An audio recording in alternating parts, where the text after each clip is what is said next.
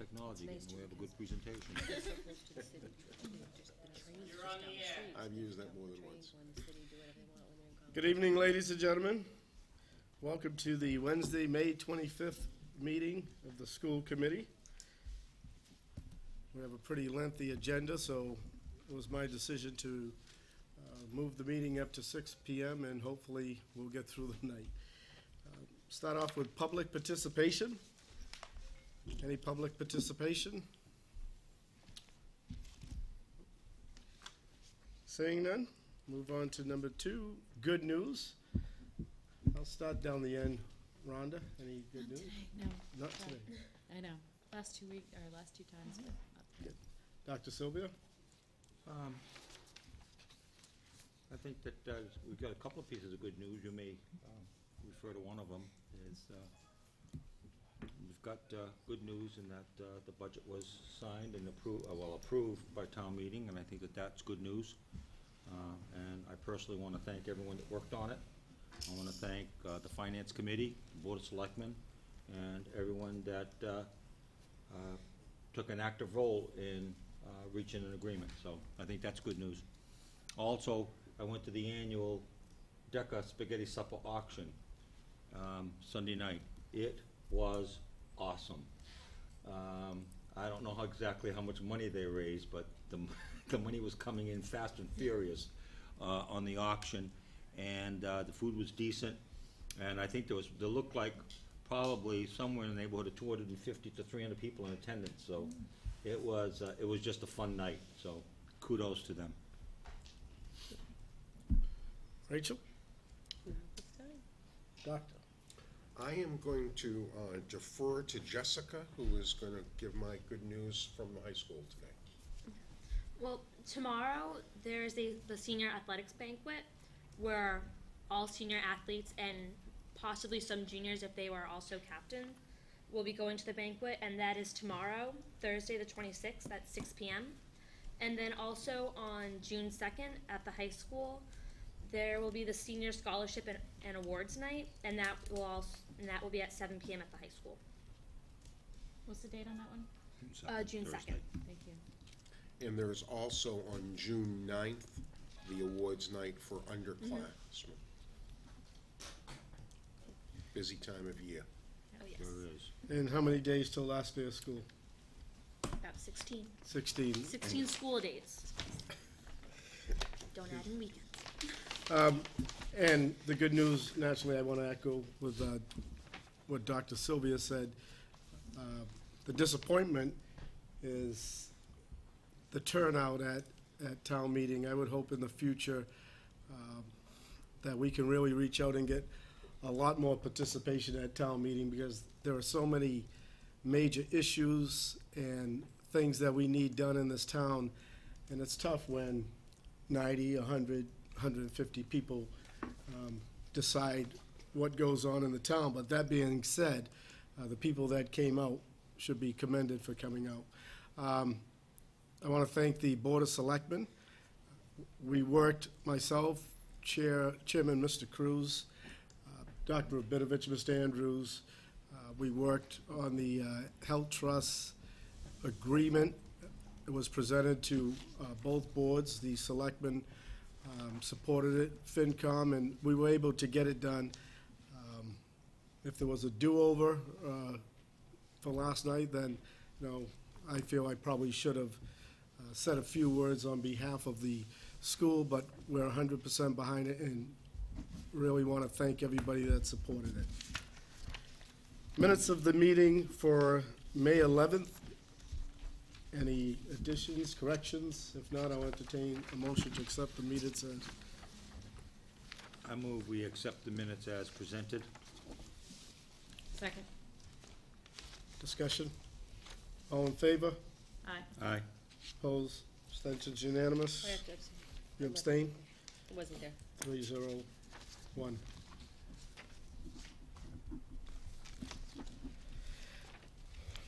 Item number 5, requests from cafeteria managers to increase school lunch prices. I'm not sure who's here for that.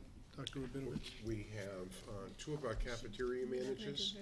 She had more of an Does the student rep have anything Or else? did she cover everything? Oh, I'm sorry. She has That was more part to of- her report, maybe as the Go ahead. ladies come down. All right.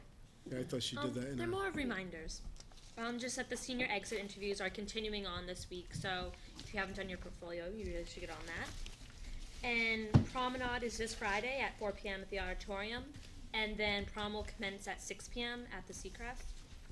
And graduation, as most know, is Friday, June 3rd at 6 p.m. The rain date is the day after, June 4th. And school elections will be coming up for the high school. And the forms and speeches will be due no later than Friday, June 3rd, and then elections will be held on June 6th, 7th, and 8th. Okay. Now I'm done. Mr. Chair, could I say Yes. something on what she just said, if you don't mind? Go ahead.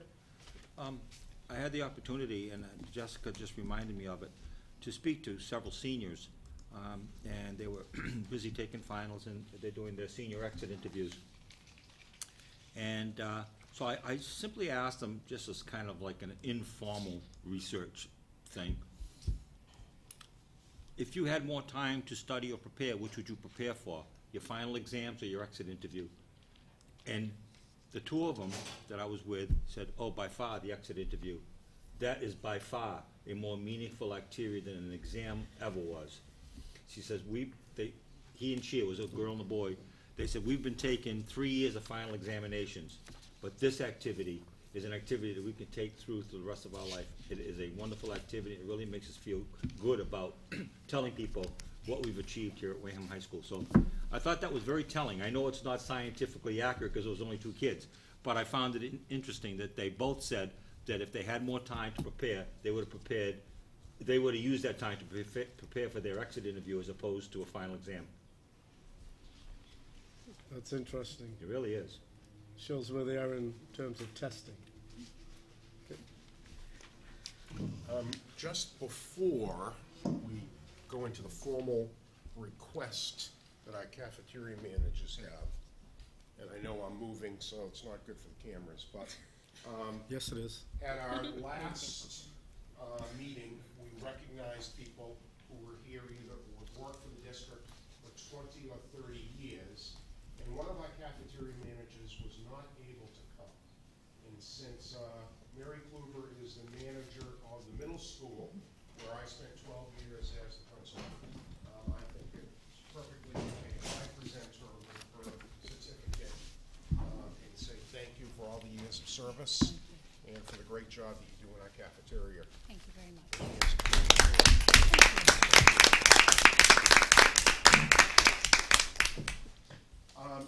Now we have the business aspect. Just as a way, in your package, I believe you have some information from the cafeteria managers. And specifically, they are talking about a change in regulations. They also have given you the prices of nearby towns for their lunches. They've given you some facts that the price in the cafeterias have not changed since 2006. And if you think about your own food costs, it's amazing that they have not gone up. The cafeteria is one of the only departments in the school system that actually pays for everything themselves. They pay for their own health insurance, all labor. If there's any equipment that breaks that has to be fixed, it all comes out of their funds. The school system puts no money into it. We do get reimbursement from the federal government. That helps.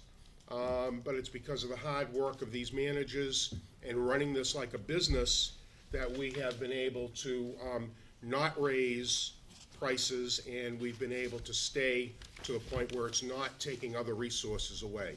So I want to say thank you to the 3 cafeteria managers I see in the hall, or 4 actually, for all of your hard work. And now, Jean, are you going to lead the discussion? So I'll, Mrs. Smith, who is the cafeteria manager at Wareham High School, has a presentation to make. Jean? Thank you. As Dr. Rabinovich referred to, you have a packet that kind of gives an overview of where we're coming from. First of all, I'd like to say that we would not be here to request a price increase if we did not feel it was absolutely necessary. It's hard economic times for everybody. I know it's a very unpopular move to raise prices when everyone is struggling in this time that we're all in, but we do feel that this is something that needs to be addressed.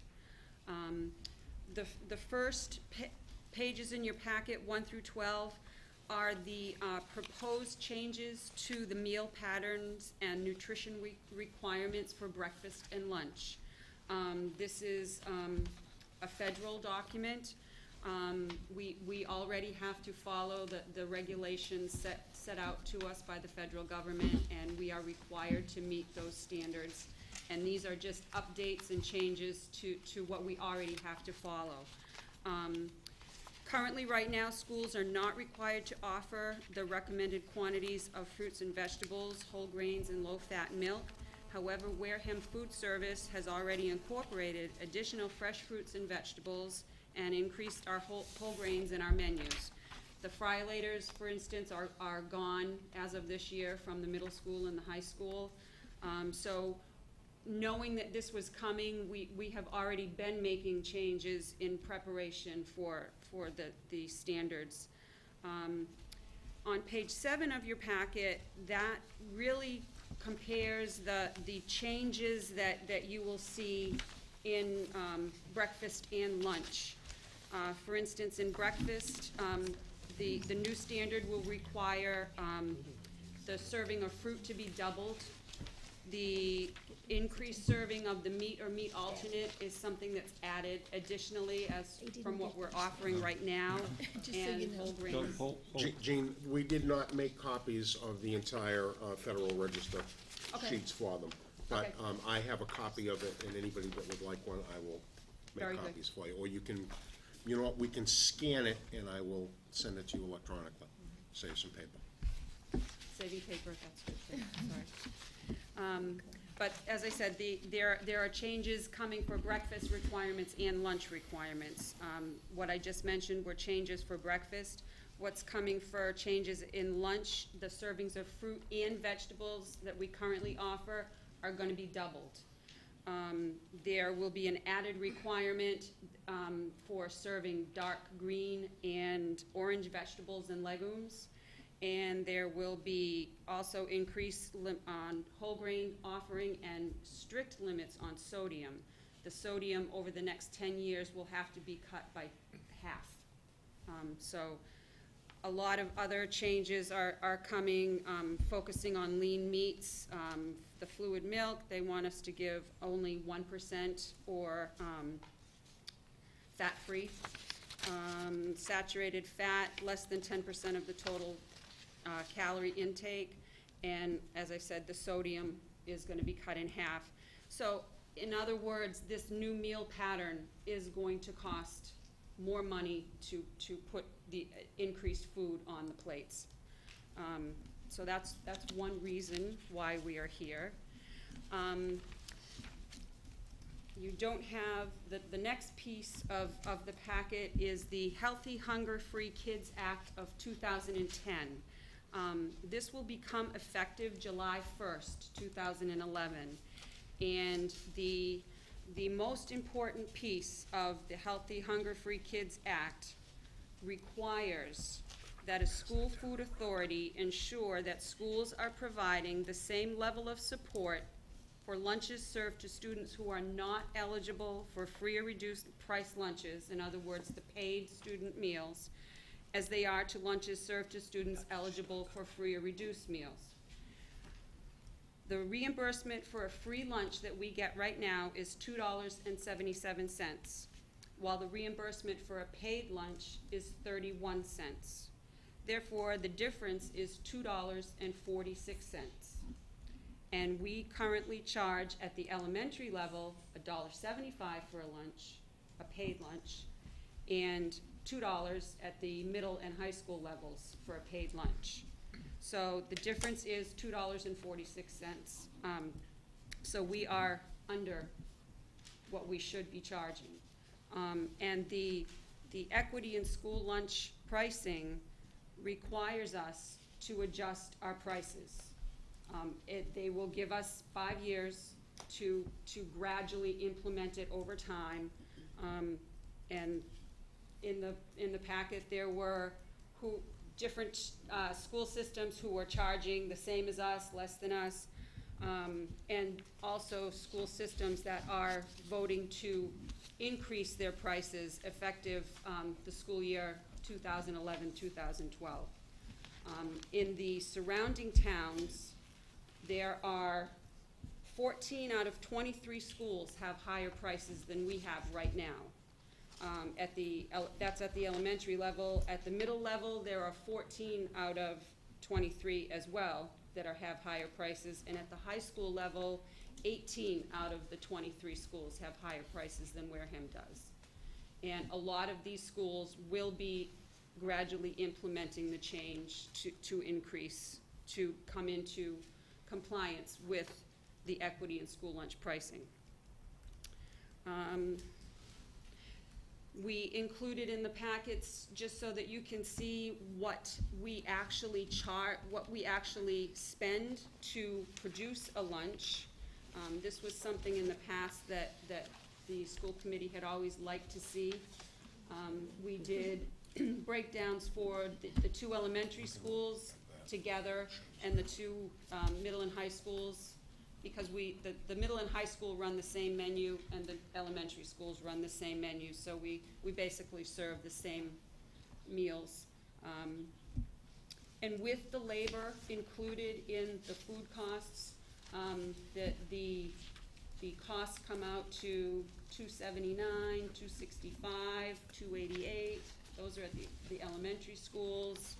At the high school and middle school, they range from $220, $260, $3.01. So it varies on what it costs us to produce a meal, but we are kind of falling short. Yes. Can I just, as a way of focusing a little bit, according to that new regulation, Yes.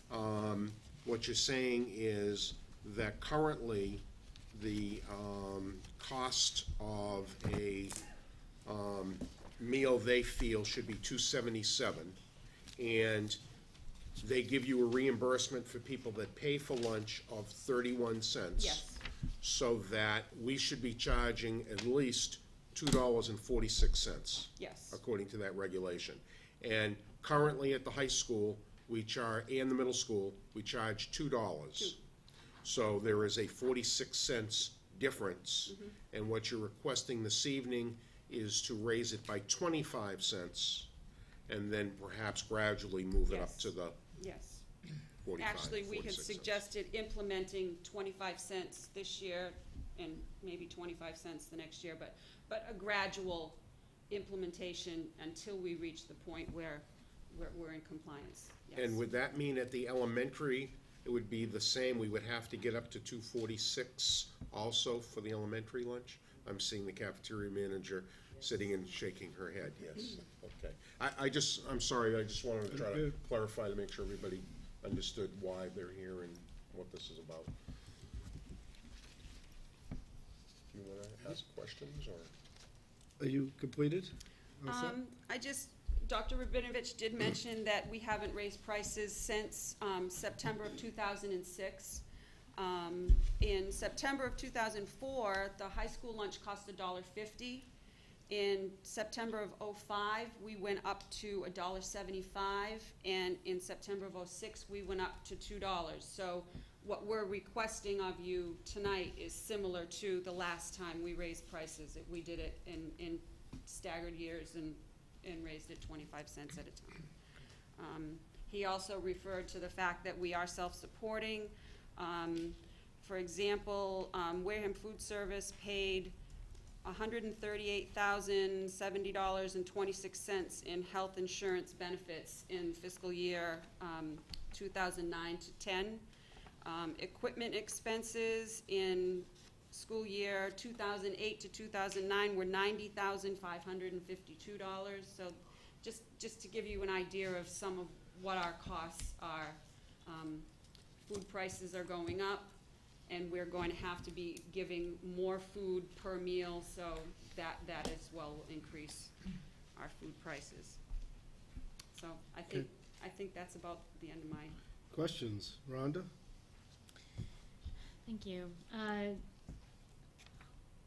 One of the first paragraphs that we saw here is that the rules governing these meal patterns and nutrition requirements are under review. They haven't been approved yet? They have not.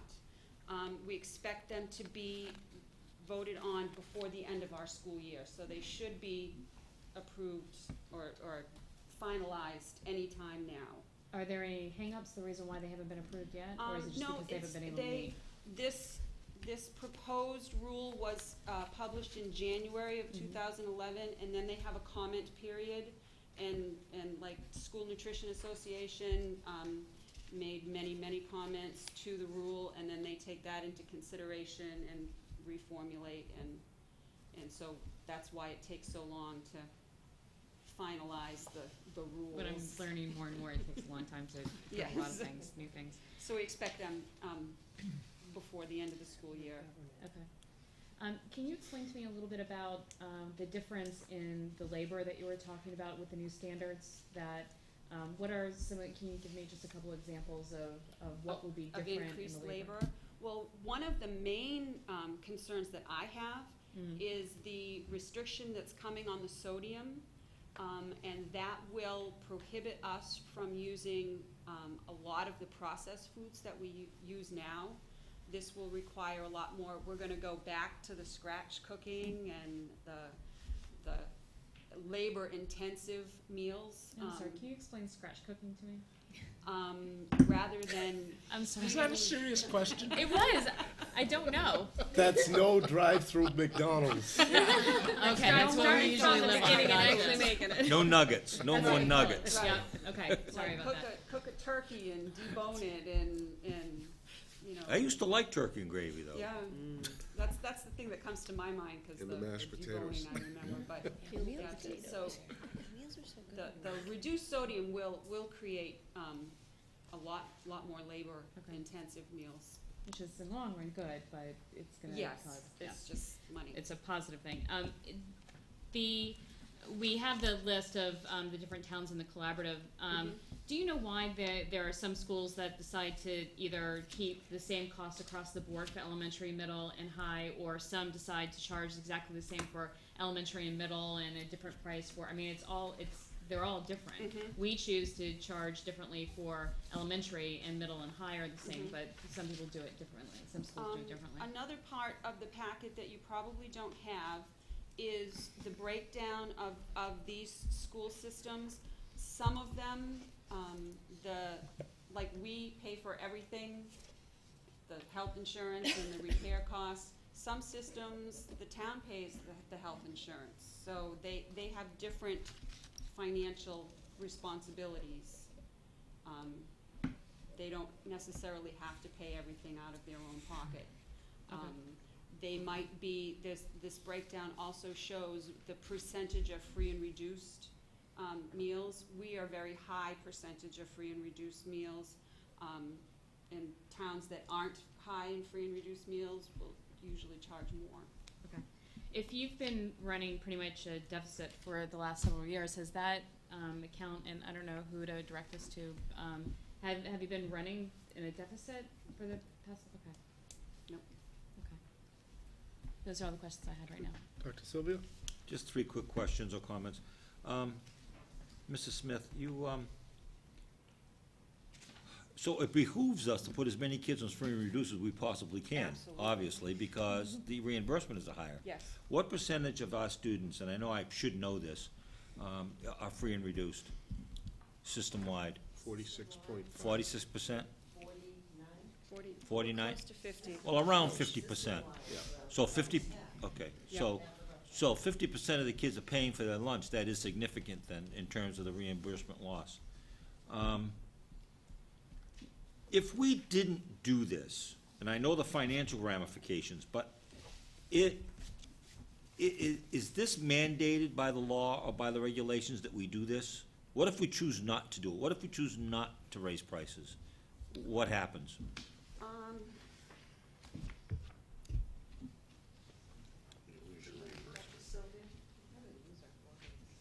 through the chair. Chair, Answer the question. I actually attended a department-sponsored workshop yesterday afternoon on this entire Nutrition, Health and Hunger Act. And we really don't have a choice. The flexibility that the government is allowing is that they're giving you a time span to get to the ultimate goal for us to continue to receive reimbursement, to even be participating in their reimbursement program. We will have to get to that at 277? 2013, they're thinking right now. Is that 277? Is that No, the ceiling? Average, it's a formula, they want to average your lunches so that your average would be somewhere around 2.46. That's really gonna be, like at the high school level, you're looking at a cost of about $2.77. Their recommendation was, the longer you wait, that means the larger the jump, the increase that, committees are gonna have to, put on communities. So it's not that we really have a choice. There are about 4 or 5 separate components to this law. And what I'll do is I'll give this to, this is a nice little summary that gives you all the different steps and timelines, as Mrs. Smith was saying, the comment periods for all the different aspects of the law. But basically, the bottom line is we are going to have to act in order to continue to receive the level of reimbursement that we have. And it is in part because of our level of reimbursement that our operation does not go into deficit. Many of the communities that have much smaller reimbursement revenue coming in are those districts that then their systems are having to subsidize their even operating costs, everything. So, I mean, we're in a good place, but your decision is really how much. Well, that was just what I was gonna Really, say. how much The decision whether to or get not to to the raise end. prices is moot at this point. I mean, that decision has been basically taken away from us. The only decision we have to make as a committee is how much do you wanna raise it? Which again, is just, well, I'll save my editorial comment, but you know what? We've lost local control of education. We really have. And I know it's about reimbursement, I know it's about nutrition, and I know it's about providing a wholesome environment for our children, but we really have lost local control of education, and make no mistake about that. I mean, the decisions that we're forced to make here are decisions that are almost mandated, so they're not really decisions at all, they're just compliance issues. Jeff? Thank you.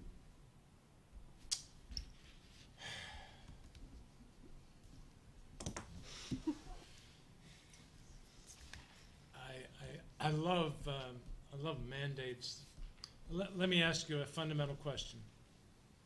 Can you project what your surplus or deficit will be once you have, let's say we approve this mandate to increase prices of 25 cents, and you implement the improved food menu, reduced sodium, all that good stuff.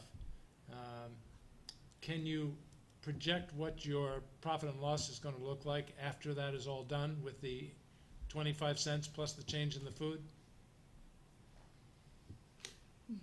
Anybody? Well, you're asking a lot because you don't know, I mean, we have to pay for our own repairs and things like that. So it goes year by year, how much profit and loss we're going to have.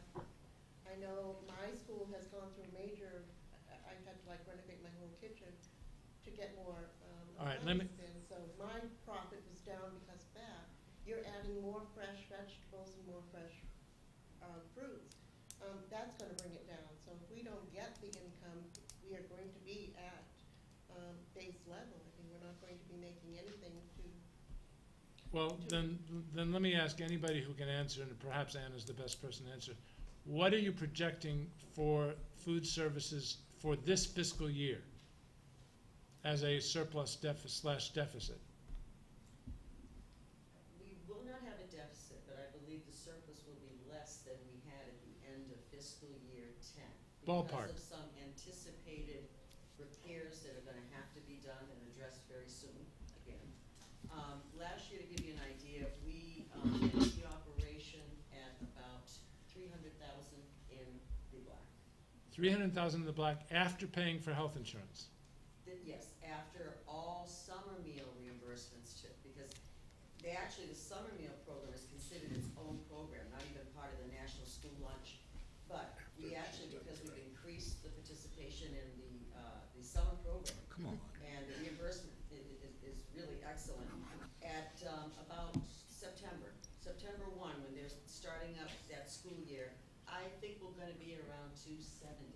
Okay, I and that, anticipate maybe 30,000 less than previous Just Barry wants to feed Just off of that. Through the chairman, just to clarify, that's because over the years, it has been building up slowly, and it's been brought forward. That's not that they made 300,000 last year. well, then, that's not the question That's I not- asked. Right, exactly. So That's you're, why I you're wanted. saying the balance in the account, That is correct, and so I would be surprised, in fact, what I just heard Anna say, is that number is going to go down by 25,000, which means that it's actually running in Running a deficit. deficit. So what we're trying to do is stop it before we go into a much larger deficit by increasing the food and quality and so forth. okay, and the balance in the account is available for capital improvements and whatever else is needed to run the operation. Absolutely. So in fact, what you're saying is regardless of whether this is a mandate we dislike or not, the fact is the operation, especially after the new food that's required, may in fact continue to be a break even, perhaps even slightly less. Correct. All right, well, we may minimize a quarter, but the fact is a quarter on a $2 meal is a 12.5% increase, and that's a substantial increase. I'm not criticizing, I'm just doing the math. And I don't minimize 12.5% increase on our families.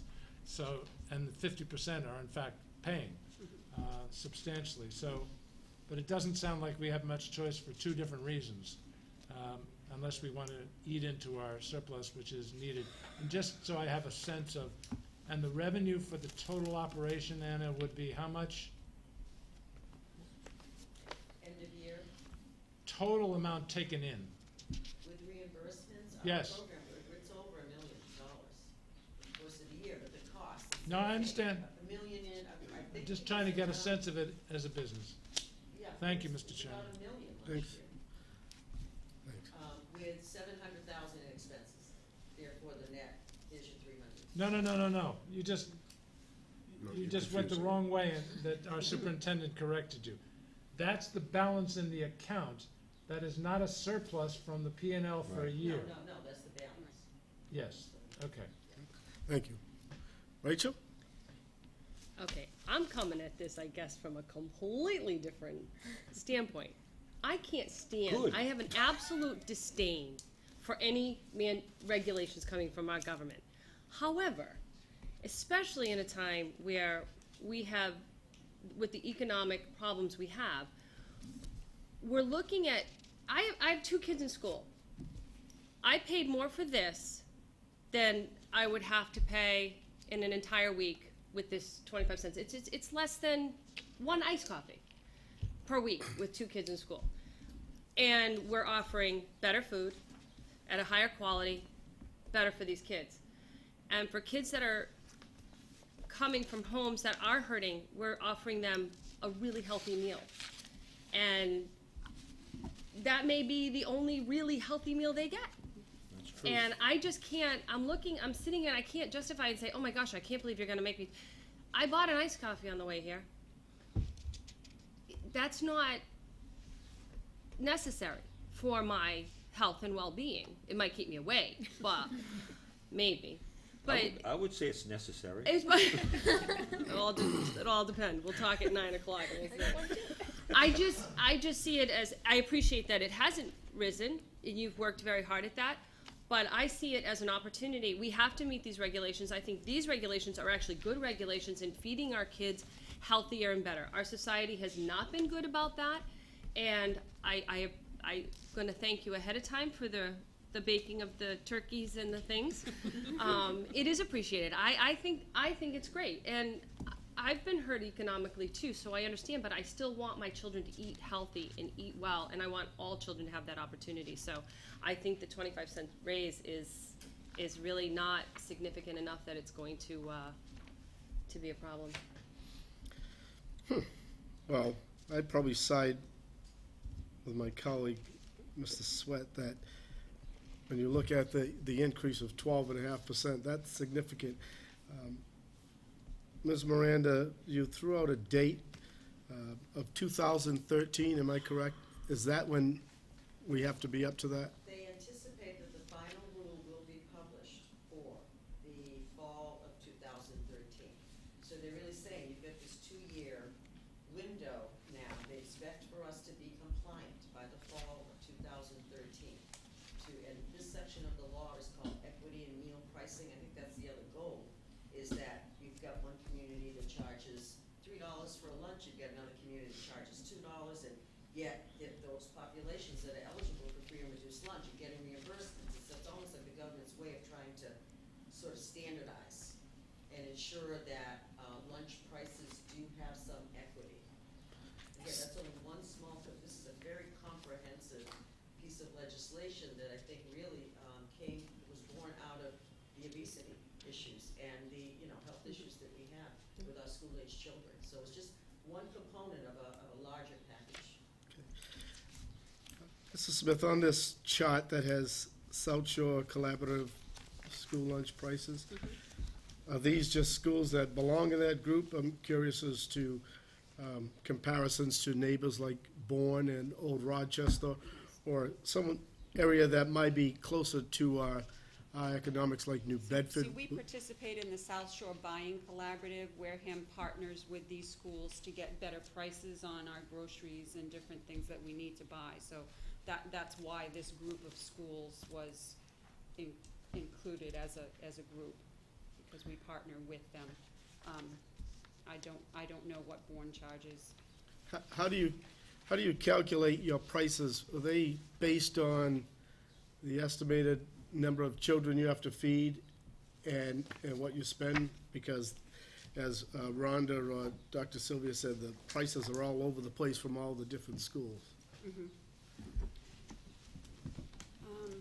I'm not sure how we come up with, is it a percentage That's of, what it actually costs to make Yeah. it with labor and so forth. how much more? Yeah, That's one I of the mean, reasons. the other schools that charge like $3 and stuff, it's because their free and reduced rates are lower Lower. than we are. Yeah.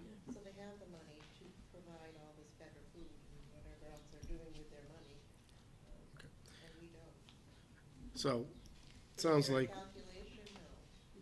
that's okay. Sounds like we're backed into a corner here, that it's something that we have to do, whether it's done 25 and 25 or 10 and 35 or whatever the math comes, whether it's done over a year, 2 or 3. I think Anna said it has to be done by 2013, or are we talking 3 years? Compliant by the fall of 2013, So that's kind of which 3 would mean years. for the 2013-14 school year. So 11, 12, and 13, we'll give you 3 years Yep. to graduate it. 3 years to do it, right? Two schools. 2 school years. Well, I'm talking about I'm looking at if we had 3 years to do it, then you can make it less of an impact than 25 cents right off doing that in 2011, 2012. If someone wants to correct me on that. Yeah, for them, yes, for elementary, no. Elementary is If even they're only- lower, so they've got harder to. Yes, To we're get. at $1.75, and they're at $2.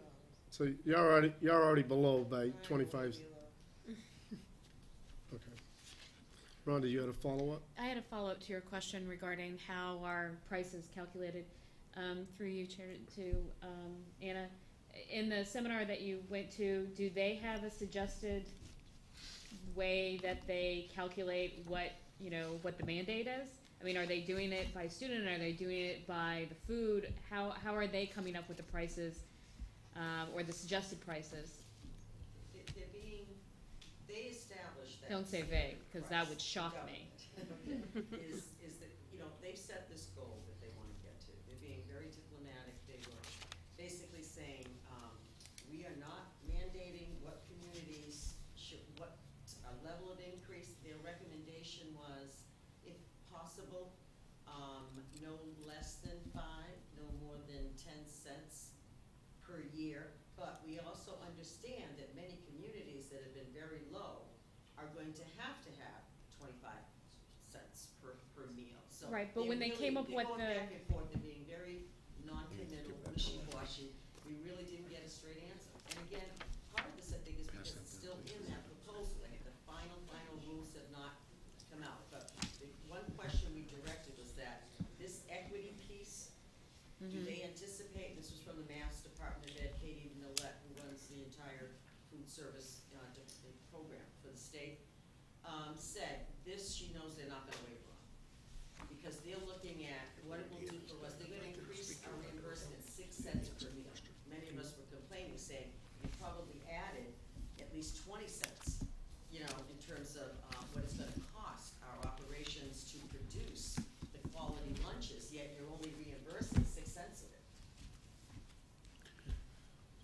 Mr. Chairman and Rhonda, yeah, I passed down to you the calculation that the cafeteria managers did to find out the average cost of a meal.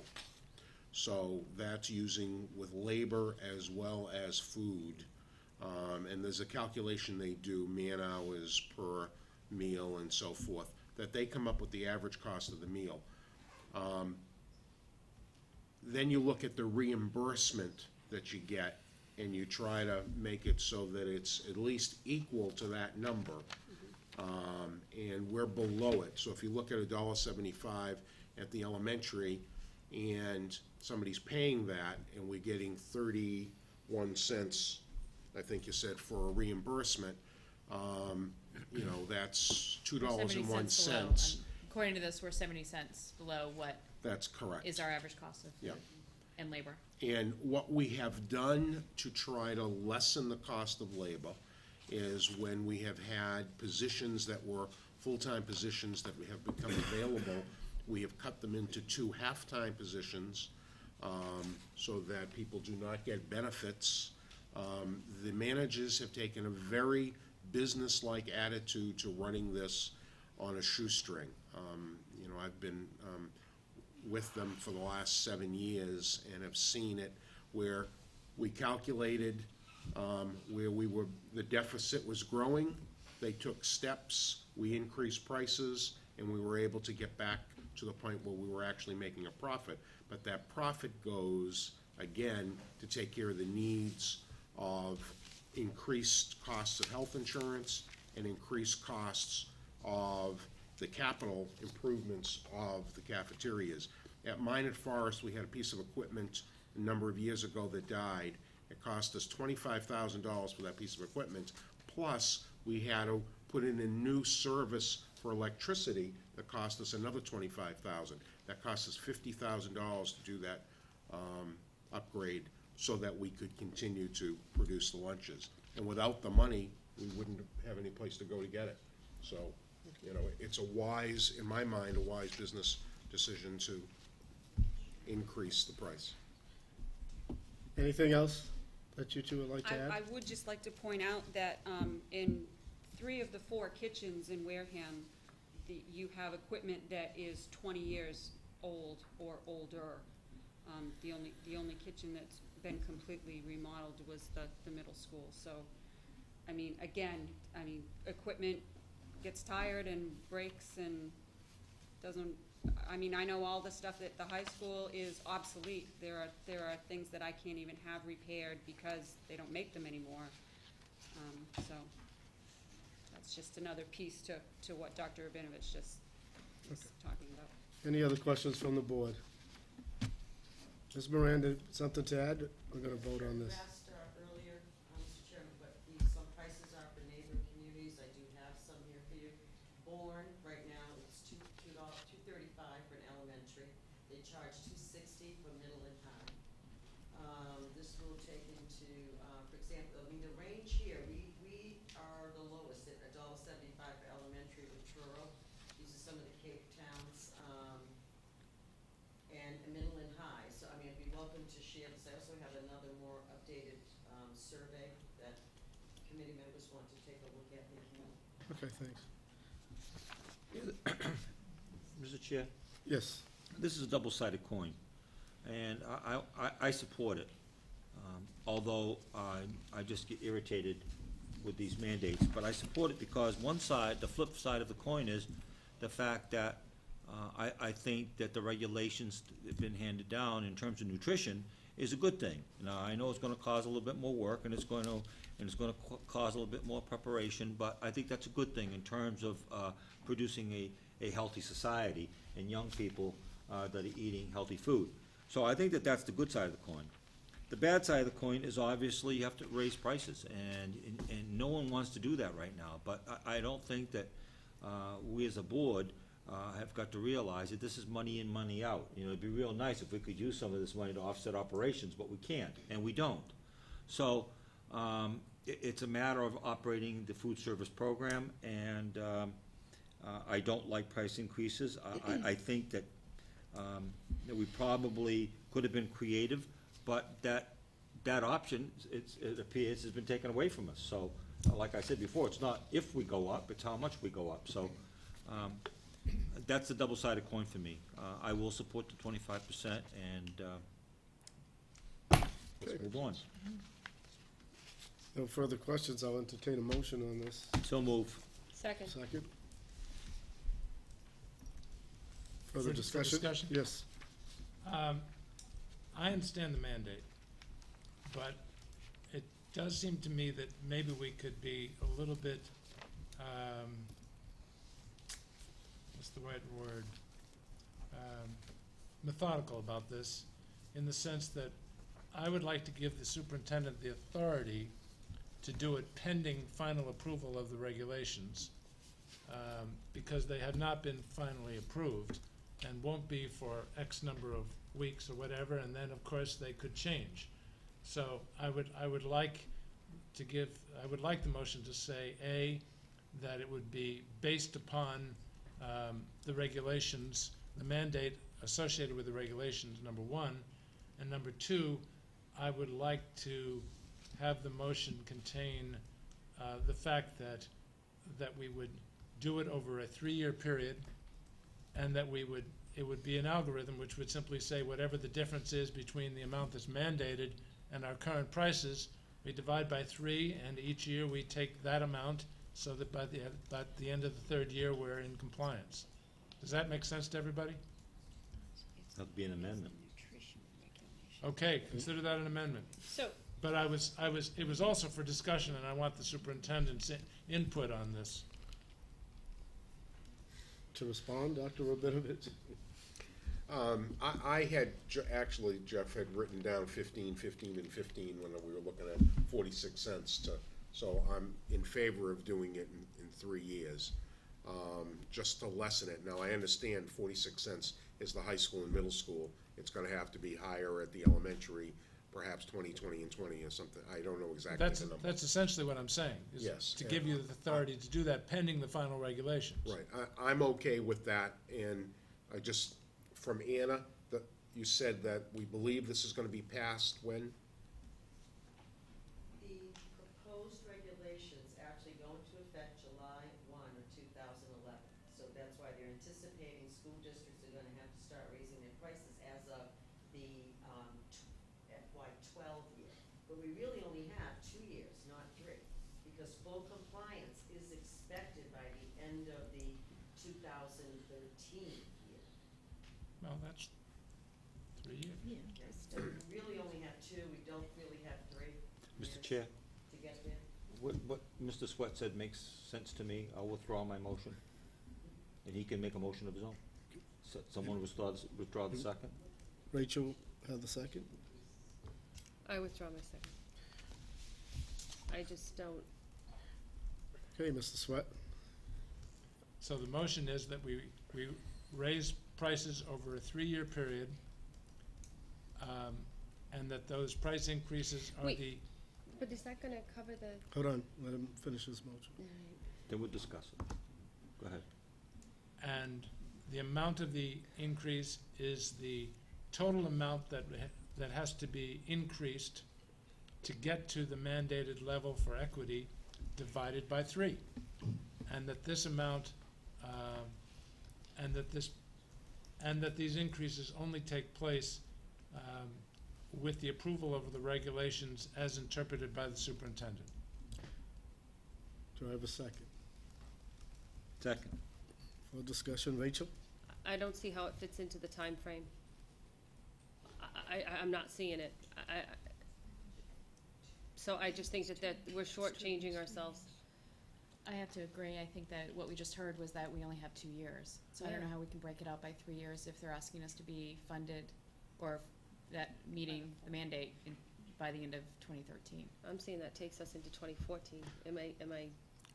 Ms. Miranda, what is the date in your report that says, That the goal, to reach that final goal, we have until,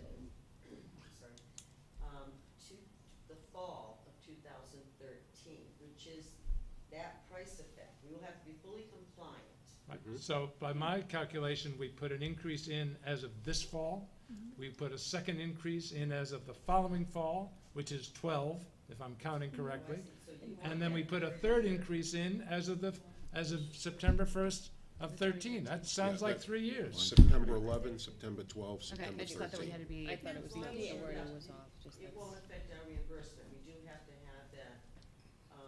Would there be a way to, at the, maybe July, because so it doesn't affect our summer reimbursements, for that last increase? If we That's did fall. it, July 1 is it's fine. effective For all July three, 1. July Yeah, 1. School year, that would suffice. so your amendment is for July 1st? No longer an amendment. I don't know who Motion. seconded Your that. motion. I second it. Cliff seconded, okay, thank you. Any further discussion? Should I read it back just Yes, to make sure please. I got it right? Because Because Mr. Sweat, Thank you, Michelle. Mr. Sweat went on for 4 minutes, so Oh, it was no more than 3.5. Mr. Sweat moved that the price increase be a 3-year period and those price increase total amount to be increased is to get to the mandated level divided by 3 and only take place with the approval of the regulations. As interpreted by the superintendent. I missed that, thank you. You want the July 1st in there? Yes, good point, as of July 1st. Stick it in anywhere you like. Price increase as of July 1st? Yes. Okay. is that good with you, Mr. Sweat? That's fine, I trust Michelle completely. Okay. All in favor? Aye. Aye. Opposed? Abstentions, 5-0-0. Thank you.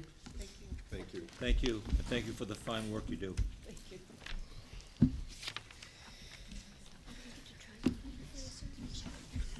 Next up is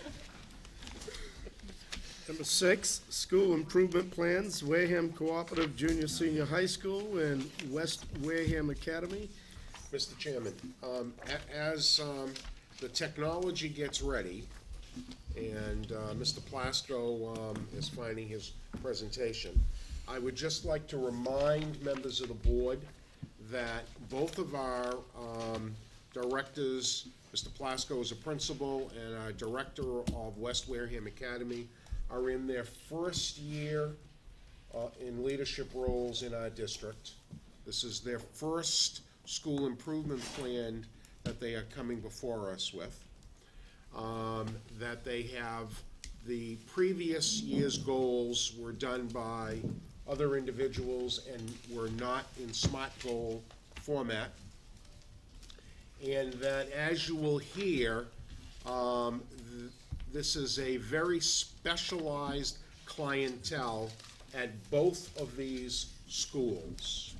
So as you go through and you look at the data, please remember the clients and the demographics of the institutions, and be gentle with our leaders.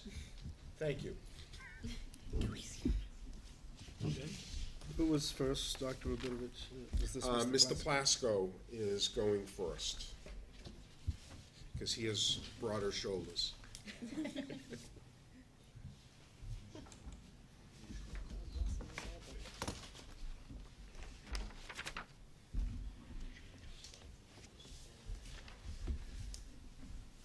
Could I also just add,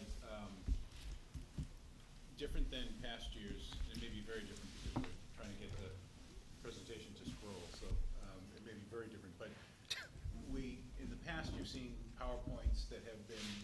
different than the actual school improvement plan. What you're gonna see tonight are really both of the, Mr. Plasko and Ms. Miranda giving you the school improvement plan in its new format. And for example, with the data, you have all, and you'll see as people do their school improvement plans, it's the same data set for each of the schools. So the plans will all look the same, the information will be from the same sources.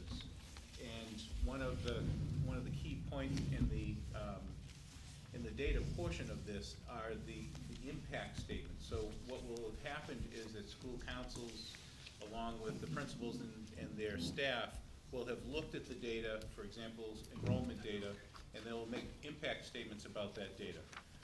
And those impact statements are really what they've found the data has said to them, which is what drives their plan for the following year. So as they go through data, that's one of the things that they're going to be talking about. And then in that's the first part. The second part that they're going to talk about is really having to do with the current year's progress. And in that part, this is the first year using the SMART goal format, so the principals and directors have put together their information based on last year's plans, but those were not in SMART goals format. So you're going to see that they're going to put them in as best they can for this year, and then next year it will look like a complete format. So it's a little bit different this year in that we're simply sort of in transition to get to that final point. And then finally, the third part is the plans for next year, looking at the actions, the targets, and so forth as they will look for this coming year. How are we doing? Sure. Okay. Looks like we almost have it up.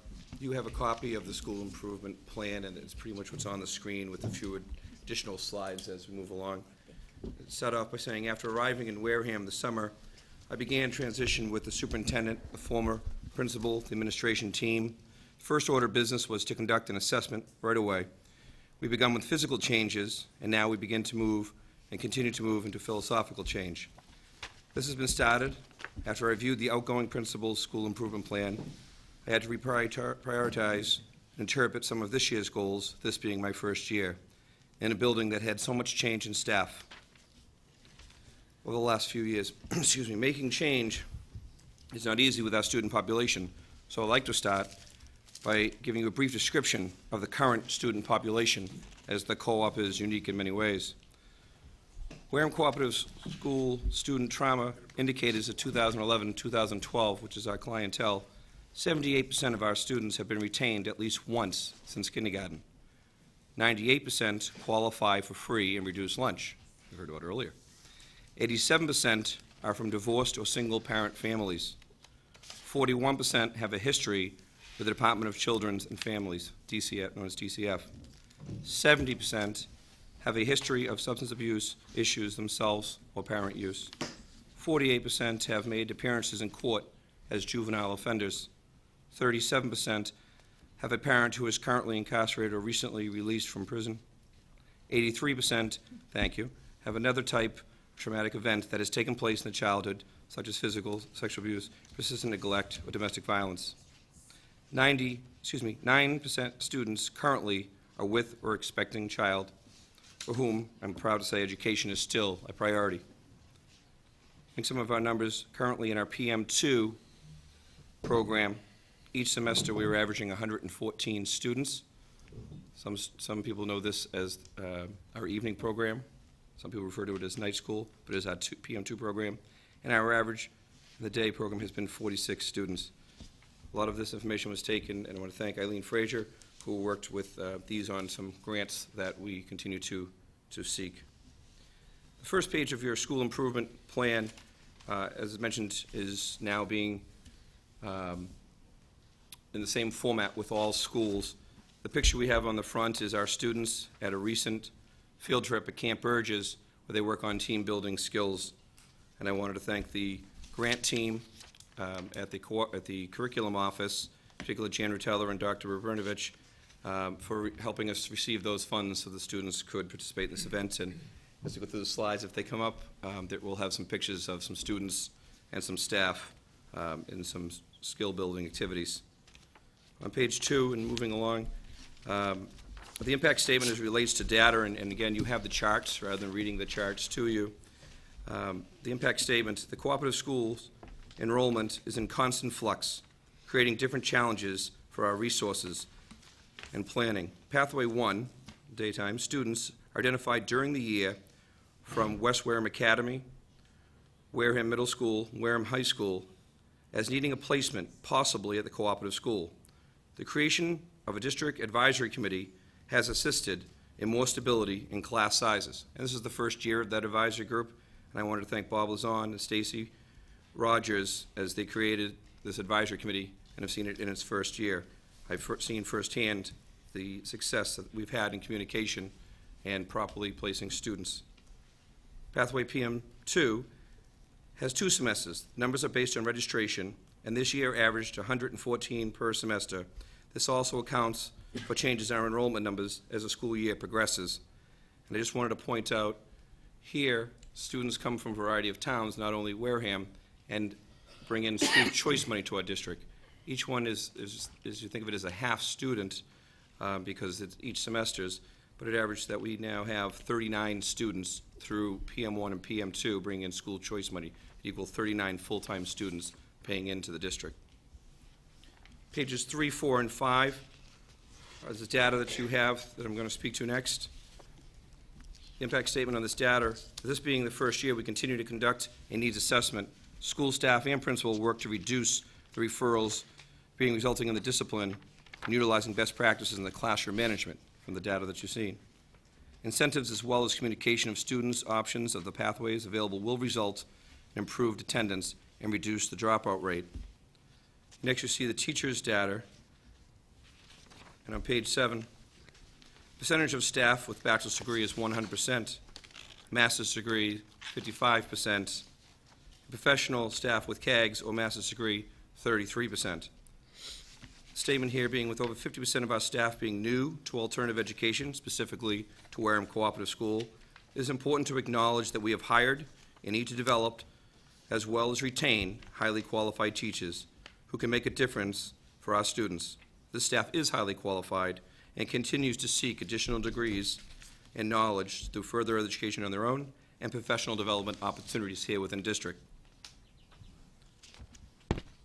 Pages 8, 9, 10, and 11, as well as 12, continue to go on with the state testing. Our cohort being somewhat smaller, this is difficult, I'm sure, for some to follow compared to a larger middle school or high school in district. It is a breakdown that we are able to use for our data analysis to see what courses we need to offer and what areas we need to strengthen in our curriculum, but it's very difficult to compare cohorts as we do not have a true cohort from year to year due to the students hopefully continuing to return to their primary school, being Wareham Middle School or Wareham High School. Statement that backs that is the cooperative schools are in transition, making it impossible to be a true cohort comparison. While results for the first students have not been reported, again, students that have taken it this year, we continue to work on the analysis of students who participated in retakes and the students improving scores. Some signs of improvement on our curriculum. This year, 36 students retook the test after having failing grades in science, and 21 passed. 5 had to retake the ELA, and 4 brought their grades to passing grades. And in mathematics, 12 needed to retake the test, and 8 passed. So we hope to continue to see improvement in that area. On that same page, we talk about parent community involvement, and we list some of the activities that have gone on in the schools. The impact statement here is we have a major goal of the cooperative school staff is to increase parent involvement. At this point, we have minimal success, but we are proud to say we have had support from the community partnerships in helping provide tools for students in the community. With this kind of support and continued support from the parents, we hope the cooperative school will continue to transcend from a school into a true school community. Extracurricular activities, I want to point out that we had a college fair and a site visit from Charles Desmond earlier in the year, and that was well received, and it's something that we would like to continue as our night school, as our PM2 students, excuse me, and our day students gave us strong feedback on this opportunity to look at further education that more mirrors or more exemplifies their possible choices and roads to follow. While our offerings at this time are minimal due to budgetary restraints and our students' transportation issues, staffs continue to explore grants and other avenues to provide a variety of diverse opportunities for our students both during and after school. The cooperative school is working with the Wareham schools for assistance in expanding extracurricular activities. This is the open line of communication that we spoke of earlier, that we continue to work with high school principal Scott Palladino, and he's been very open to the idea of students participating in high school activities, and we hope to explore and further that in the future. Our professional development, Wareham, in my first year, I was glad to see so many offerings being presented to our staff, and timely offerings. And point out just a couple of them on the chart that you see on page 15. The restorative justice school training. We had student, this is for student achievement, resources, and community. All of our staff attended. This was funded through a grant, included the books that the staff have been working with through the year. Work with traumatized students, again, similar with grant and full staff.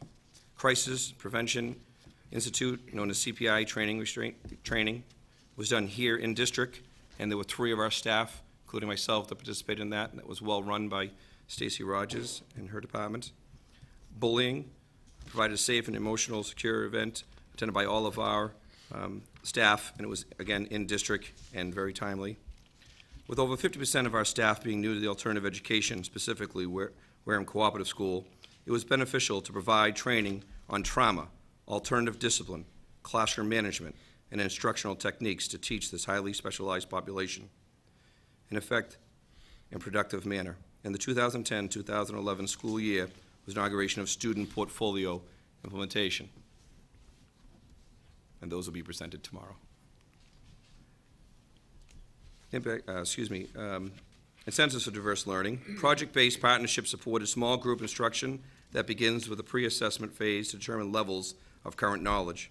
Year-long staff discussions on instructional strategies that can be utilized successfully with a variety of learning styles and performance levels. Next on page 16, we talked, we had the principal's data summary statement. After looking at our surveys, analyze the information as an ongoing goal of the cooperative staff is to improve communication and involvement from our parents. The survey results revealed that staff would like more parental involvement as it fell in the needs improvement range. An ongoing concern is the negative perception of the school as a place where the bad kids go. A need exists to promote the students' accomplishments in local newspapers and other sources. Safety is another concern. This year's improvements include a new disciplinary process and increased parent communication related to disciplinary action. Included in the school improvement plan are additional projects dedicated to increase overall building security and safety.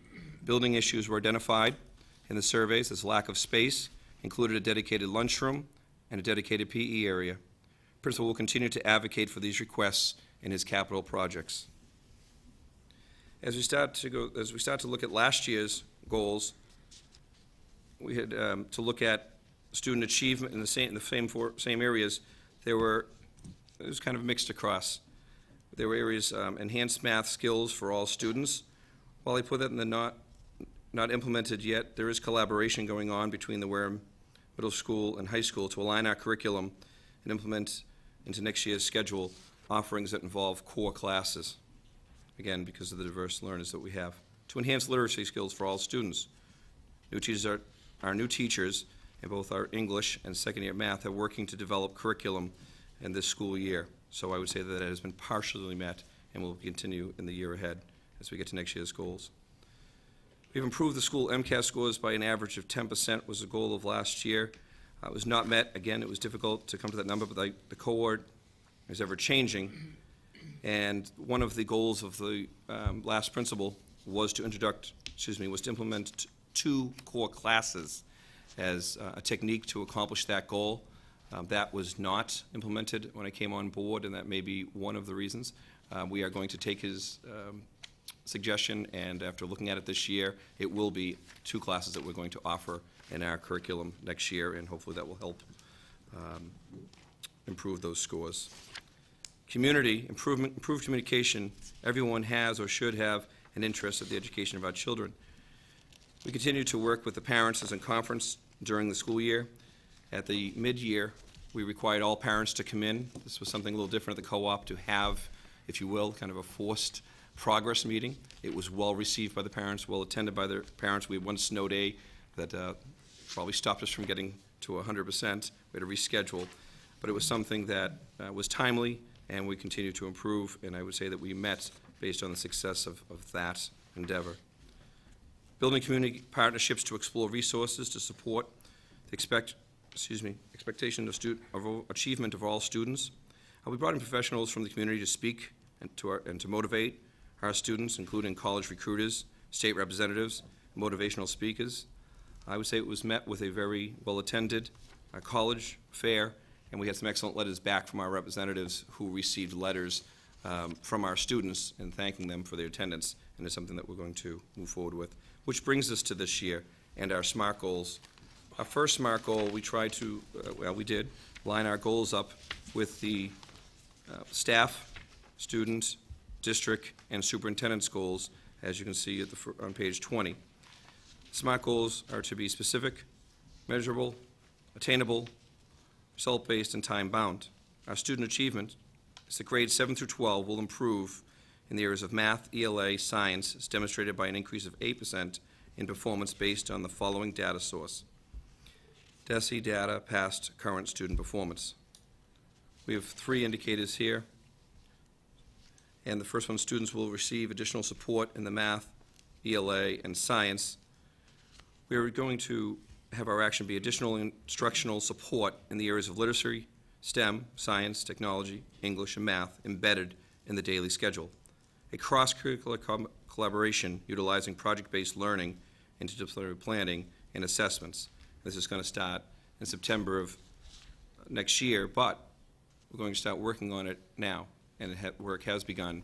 We are pairing up our science and our math teacher, our English and our history teacher, and they're starting to do project-based learning, and we're working on that with our some grant funds that hopefully we'll be able to start as early as the end of next month.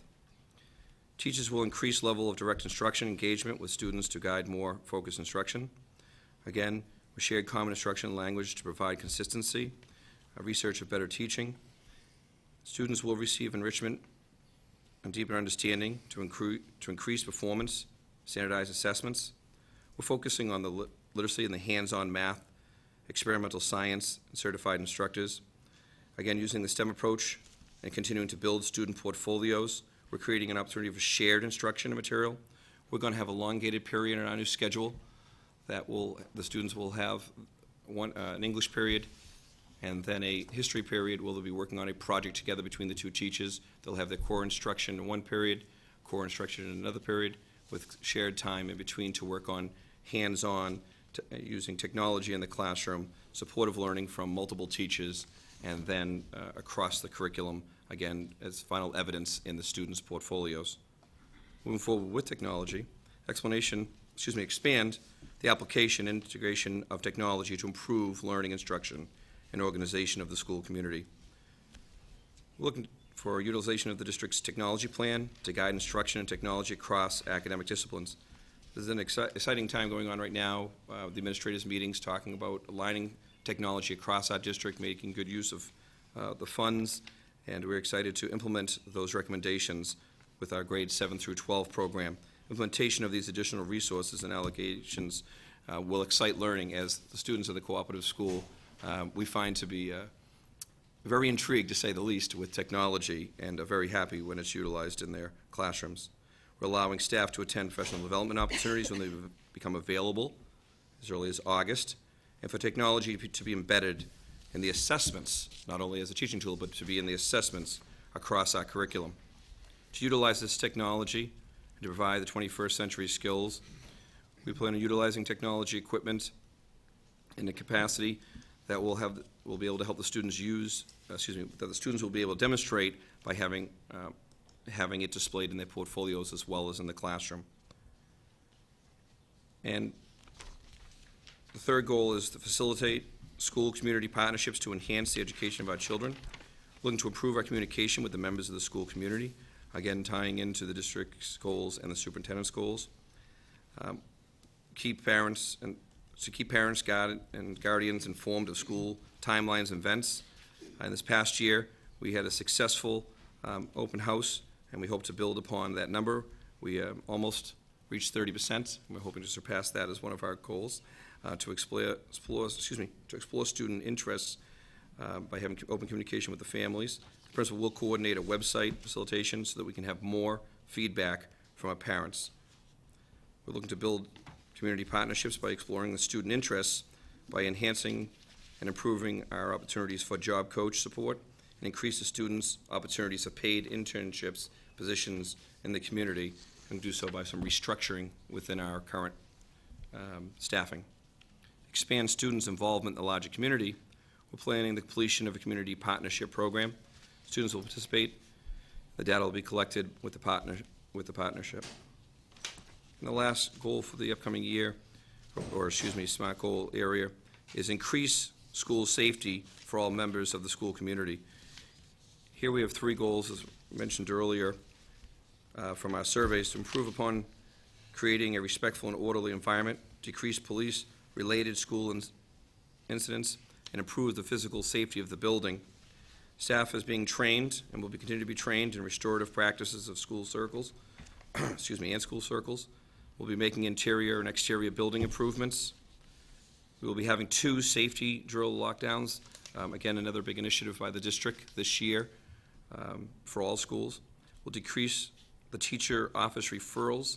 Part of that retraining is having more of the classroom management, handling the situations when they first develop. Hopefully to see a decrease in suspensions. And again, we'll be able to judge success on that based on school data and a debriefing after our lockdown. So I think the next couple of videos, if you just show the next couple of clips. I'm sorry I wasn't following along with you. Hopefully we were pretty succinct there. I just have a couple of clips of some products that we did this year. You just keep going. And some of the staff working with the students. A couple of our students in this picture using technology and doing a community project with the Boys and Girls Club with the building of the birdhouses. So some of our seniors that'll be graduating next week.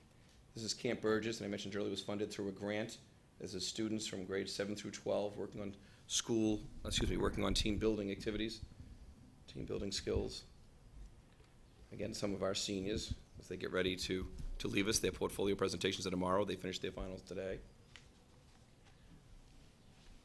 Some of our younger students in the technology lab. Our proud staff. Some of our proud staff. Our secretary, Spitz. Some of the projects that have been going on. This is actually an example of a project that went on between the English department, our English teacher, and our history teacher. Some of the work that is being displayed. On the next one. I'm just going to hold one more for this. This is what, all of this, and you can keep going one more. This is all at the center of what we do. It's all about the students and why we write these SMART goals. Again, this was Camp Burgess. And I mentioned earlier, I wanted to thank Jan Teller and Dr. Bernovich for this opportunity. It's something that was started last year. Can you do the next one? And Mr. Palladino.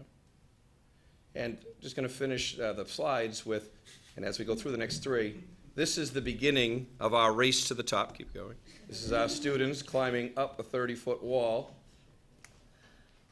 Again, another one of our students. There's one more slide. Whoops. And it's not supposed to look like that.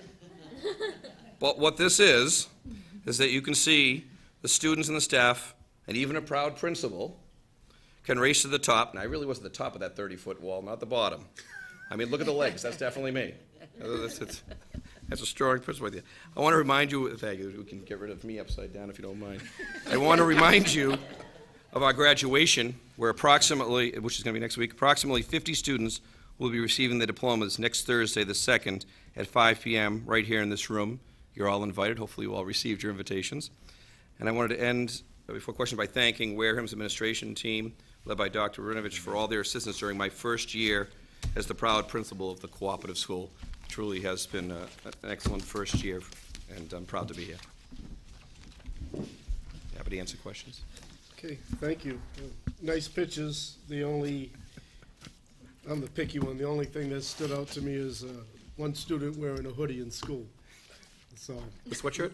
yeah, you might want to review that. Any questions? I'll start down this end. Well, at least they were covered up. I see other problems. You know what, I will not try to even be an expert in this. I appreciate all the work that you do. I thank you for graciously entertaining me the day I stopped in unannounced and giving me a tour. The school looks great. There's been a lot of changes over the last couple of years, and the school really does look very, very nice inside, and I thank you for all the work you're doing. Thank you. Thank you. Mr. Sweat.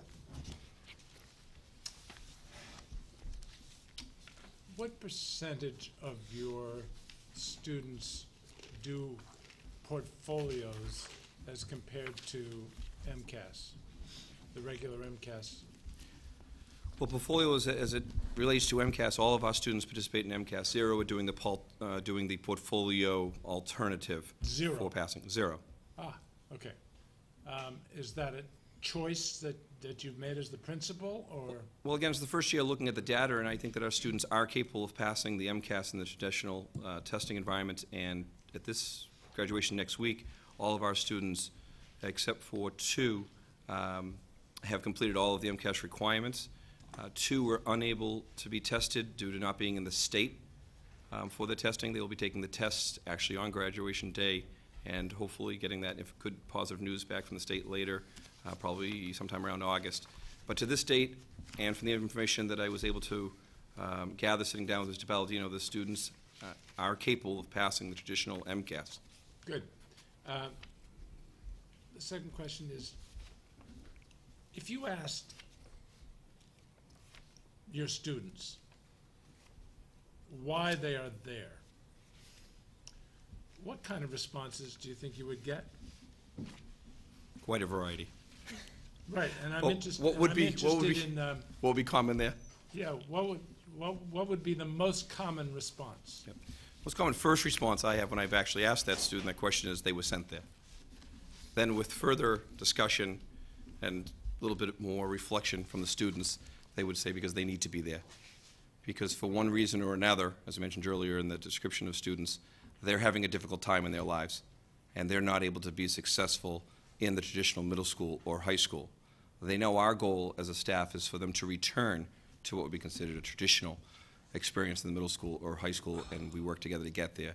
I would say, again, there's different responses, but with honest reflection, the students would say because they need to be there They at that need time. to be there. Interesting. Thank you. You're welcome. All set, Jeff? Yes. Dr. Sylvia? Glasgow, Good evening. thank you for what you do. Thank you. The most important thing that I think you do, and I think you would agree with me, is to give these children hope, give them self-esteem, and make them believers in their own ability. And I think that that is key to their success. And I think that the Wareham Junior and Senior Cooperative School is grounded in that belief. With that being said, I just have a couple of quick questions. You said that about 50% of your staff has master's degrees. Is that because they're young, because masters are required now? Yes, we do have a young staff. About half are in their first 3 years. Okay, so eventually they will have to get their masters. Yes. See, because I have a bias towards old dogs. For good or bad, I inherited most of the staff, but it is a young staff, and they are all in different programs and working towards their masters, every one of them. And that's good, because they have Yes. the energy. Where are you in terms of capacity in that building, actual physical capacity in your estimation? I mentioned earlier You got about the room to grow? advisory committee. Coming in, a lot of students were already enrolled in the program, and we really had large amounts in certain grades, small amounts in other grades, and one subject, if you will, each period. So there's one English period going on, one science period, one history. We really needed to be balanced. As far as how many students can fit in the building versus fire codes, it doesn't quite work that way. It works with how many students can be in the classroom and grade. And we mentioned that offering some core courses based on their ability. I would say The maximum is 50 in that building if we have some equal balance amongst the grades.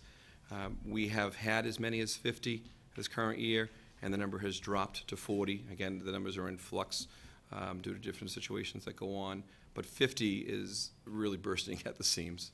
And again, that's still being short good PE space and cafeteria space and other spaces that I mentioned. Right. We had some restructuring in the building this summer, which helped us. Otherwise, 50 would have been too many. You don't know this because you're new to the district, but I've never been a strong supporter of the court program. And I've been kind of critical of it, as a matter of fact. Do you feel that this is absolutely necessary? Because it really isn't cost-effective. What we have is, again, first year we're looking at the population, and we talk about students being from different areas. We have a few students on IEPs, and we have students that are high achievers. They're just, again, having that difficulty in time in answering Mr. Sweat's question.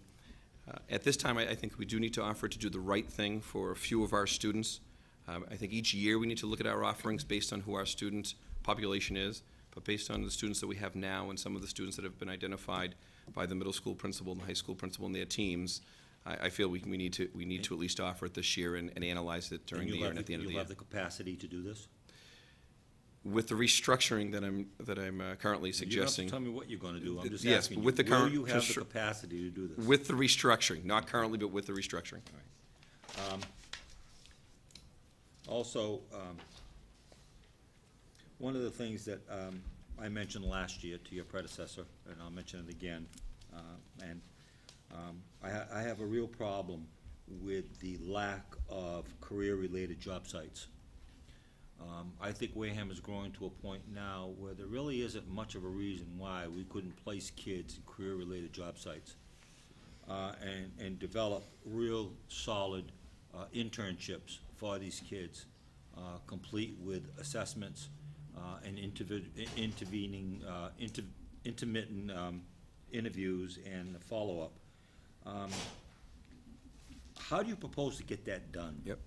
Excellent question. And it's actually a question that was asked by the chairman, I believe, at my first meeting and first introductory to the school committee. And there had been some concerns brought up even prior to that during my interviews and upon arriving here. And we needed to have a stronger foundation before we can expand that program. As far as where the students are going, do we have jobs, what's the accountability, and how are we going to offer those and support those skills that you mentioned that students need? Again, in the restructuring, we are planning to offer some courses. Just the name just slipped from me of the new course that we're going to offer, but it'll come back to me in one moment. But we're supporting in our restructuring somebody who's going to do some job coaching, going out and helping the students, checking on the students, making sure that they're one of the big concerns and problems for our children is transportation. We mentioned earlier the 98% free and reduced lunch. Some of our students have some serious transportation issues. Look at the gap for So there are some hurdles in getting the kids to the jobs. We're working on them. I'm working with some of the ideas with Bob Lazon, some of our grants, some people that we've spoken to with our school to career offerings. Financial literacy was the name of the course I missed. Excuse me for a moment. Financial literacy. So we are offering some new courses next year geared to just that issue. Okay, well, again, I think that is an element because a great deal of the time on learning is your job sites, and I think that has to have an essence of legitimacy to it, and I feel very concerned about. I'm not saying it hasn't, but I'm just saying in the past I don't think that the job sites have been as appropriate as they possibly could be in terms of career focus. And then other things by bringing in the community as players in their education. I know one of the things going back many, many years when Kenny was in a co-op program, we used to have, he was one of my students and he was in a co-op program. We used to have an employee-employer banquet in the spring of the year in which we brought the kids and their employers together and had a nice banquet and gave them awards and so forth and so on. And what it did is it just solidified the notion that that the business community and those people, actually their on-site training supervisors, are part of the process, a very important part of the process. So I think there's a lot of little things that you could do just to solidify the atmosphere that the business community is actively engaged in the education of these children. So I just offer that up. And my last question, and I've mentioned it to you, and I've also mentioned it to Principal Palladino. A lot of us on the school committee are old fogies with really nothing to do, and we'd really love to be involved in these exit interviews. Thank you. Thank you, those are excellent suggestions, thank you. That old fogey line applies to only one member. Rhonda? Thank you for pointing that out. I said me. That's my bias. Ms. Plasko, I just want to commend you for your first year and all the work that you've done over this last year, and especially to you and Ms. Miranda for fully putting the goals and objectives into the new format fully. I know that we have seen it, some of the format being used, but this is the first time that we've gotten a full set of goals in the new format with all of the data. And again, I just want to, I know how much work you probably put into this, and so again, thank you for doing that. I think the biggest reason why this format is important is it's allowing each of us, the schools, I think, the school councils, as well as the school committee, to take a look on how we're currently measuring ourselves. Because once we put it down on paper, then we can take a look, is that the right metric by which we're measuring? Especially after we, start doing the results into next year. So I just want to start off by saying thank you for doing all of that work. Just around the goals, and then I'll just have a couple comments. If page 21, when we're talking about technology, I know that you went back and you looked at what the district goals were, and if I had a chance to kind of do a redo, having a goal that's just specifically around technology, I would instead want technology to be integrated into all of the different goals instead of having a separate goal that just says we're gonna do great things with technology, because I think that it's difficult to really state what you're going to do with technology unless you maybe put it into a curriculum goal or if you put it into a safety goal. So with that, I'm struggling a little bit with the action items here only because I'd like to see more specifics around the action item of the first one, more to read around creating the technology plan. So specifically, not just the district plan, but what is the overall plan that you would like to have, or goals that you would have around technology, just at the cooperative school. And then also for 2.2, if you allow staff to attend, the opportunities when they become available. Again, just if there's any specifics, let's just go ahead and put that in there, because if you achieve it and there are, if you have one or two specific trainings that you want them to attend, let's go ahead and put that in there. I have concern, like, how am I going to really measure that goal if I don't know specifics around what might be available at that time? Again, these are just suggestions, but take them as you will. For the school community partnerships, going back to the data, what percentage of email addresses do you capture today? Or how often do you communicate through email?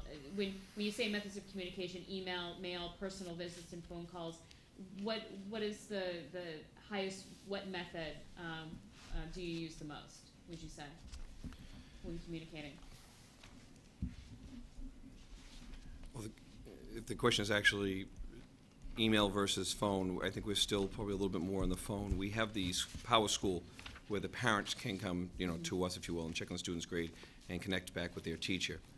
The email system for us sending out, information home besides our website and going on there is a little bit more difficult for us with our student population changing and our semesters, and some parents that do not have the rights to information, if you will, in a split home, or legal guardians and so forth. So we have to do constant filtering in that area. We do try to, especially with graduation notices, we're using both mail and email. One of our desires is to cut back the amount of paperwork being used and to cut back the snail mail, if you will, and go more electronic. But we have had some problems being able to do blanket emails across with the information that we have. As far as a percentage of how much we've emailed, that's what I was trying to think of. It's a low number. Okay, so I'd you probably say still rely 50%. mostly on We have phone still have a long calls way to go.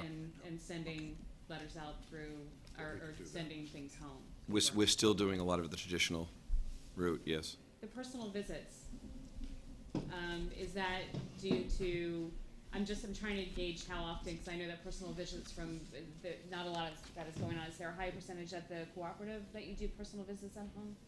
No, No, okay. Just, it's only need-based? yes. Okay. For the Facilitate for School Community Partnerships, the only suggestion that I would have was when you talk about action items, increase information on school websites or keep parents and guardians informed of school timelines, just putting more information in around how you plan to do that, just so then everyone knows exactly what goal, or how you plan to do that. And then in 3.2, explore students' interest in various vocational and future opportunities. I think this is going back to what Dr. Sylvia was saying. Maybe explore student placement and then increase of students paid or internship. Basically just having a goal of this year, so then everyone's talking about what is our goal when it comes to placements in various vocational and future employment. The comment that I just had, and I don't know if this has been explored in the past, but as Dr. Ravinovich Dr. Sylvia was talking, has there been any talk around maybe collaborating with the Voc School on, I don't know, some of the students being able to take courses there? Or I know that it might be a long shot, but if we're talking about skill-based learning for some of the collaborative students, could we maybe talk to the Voc School to see if they would be open to any partnerships for our students? It hasn't happened to date. It's certainly a suggestion that I can take up and make a phone call to the principal. Okay. Just on, I think I may have skipped over, you mentioned 2.2 and technology, and I moved on. We moved on to another goal. On 2.2, I believe it was 2.1, utilizing of technology. Yep. As I said, we're very excited about the technology. With the funding, it was very hard to make a goal on what specifically we're going to do with the technology, not knowing which technology we may be having accessible to us. Right. Earlier in the budget process, we know it's a very tough year coming up. It's been a tough year. We had some suggestions for things that we'd like to do in the classroom. I am working with Curriculum Jan Teller, and we're working on some grants. We're currently doing some piloting of E2020 online learning. We'll continue to do that. We are looking at more cameras and smart boards. They weren't in the goals because no guarantee of any funding at this time. Right, and so but that's why, it certainly will be mixed in. We did have in our goal there, though, in 2.2, in measures, technology embedded assessments across academic disciplines based on the purchase availability of materials for students and to be used in portfolios. So the best that I felt safe putting it into a goal, I did. But without a specific technology, I felt uncomfortable there. right, and I think that goes back to my original point that I see that it's very difficult just in general for principals to have a separate just technology goal Right. because of the lack of funding. And so if at all possible, if we could be flexible with that goal when doing these going forward, is that maybe not have a separate technology goal, even though I know that it's a district goal, but instead take a look at if you're talking about increasing the achievement gap by 80%, is there a technology, or if you're talking about the curriculum and there's a technology piece to it, instead put the goal as part of that. The same thing with safety. If you're talking about buying new cameras, it should really be part of the safety goal and not so much having just a separate technology goal, because it's difficult for, I think, any principal to say, well, it's easy to measure that because I'm going to buy the equipment and then it's achievable. But that's not really what we're talking about here. We're talking about you using technology in a way to achieve either better safety at the schools, school-to-community partnerships, or to raise achievement. So I understand what you're saying. Just want to clarify, there are two types of cameras I'm talking about there. One is the cameras for the security of school, and the other is for cameras for lessons in the classroom and building building into the classroom. Right, Susan. no, I see I you're understand that. Right. understanding what I'm saying, okay. Yeah, and I think that this is Clarify more for the for public. Bob and also the superintendent, is if we can try to be more flexible when it comes to that call, instead of having a separate one, let's think about whether it's better to have technology integrated into the rest of the goals instead of having a separate one. Again, thank you so much. And Thank you, for- good points. Everybody. Thank you.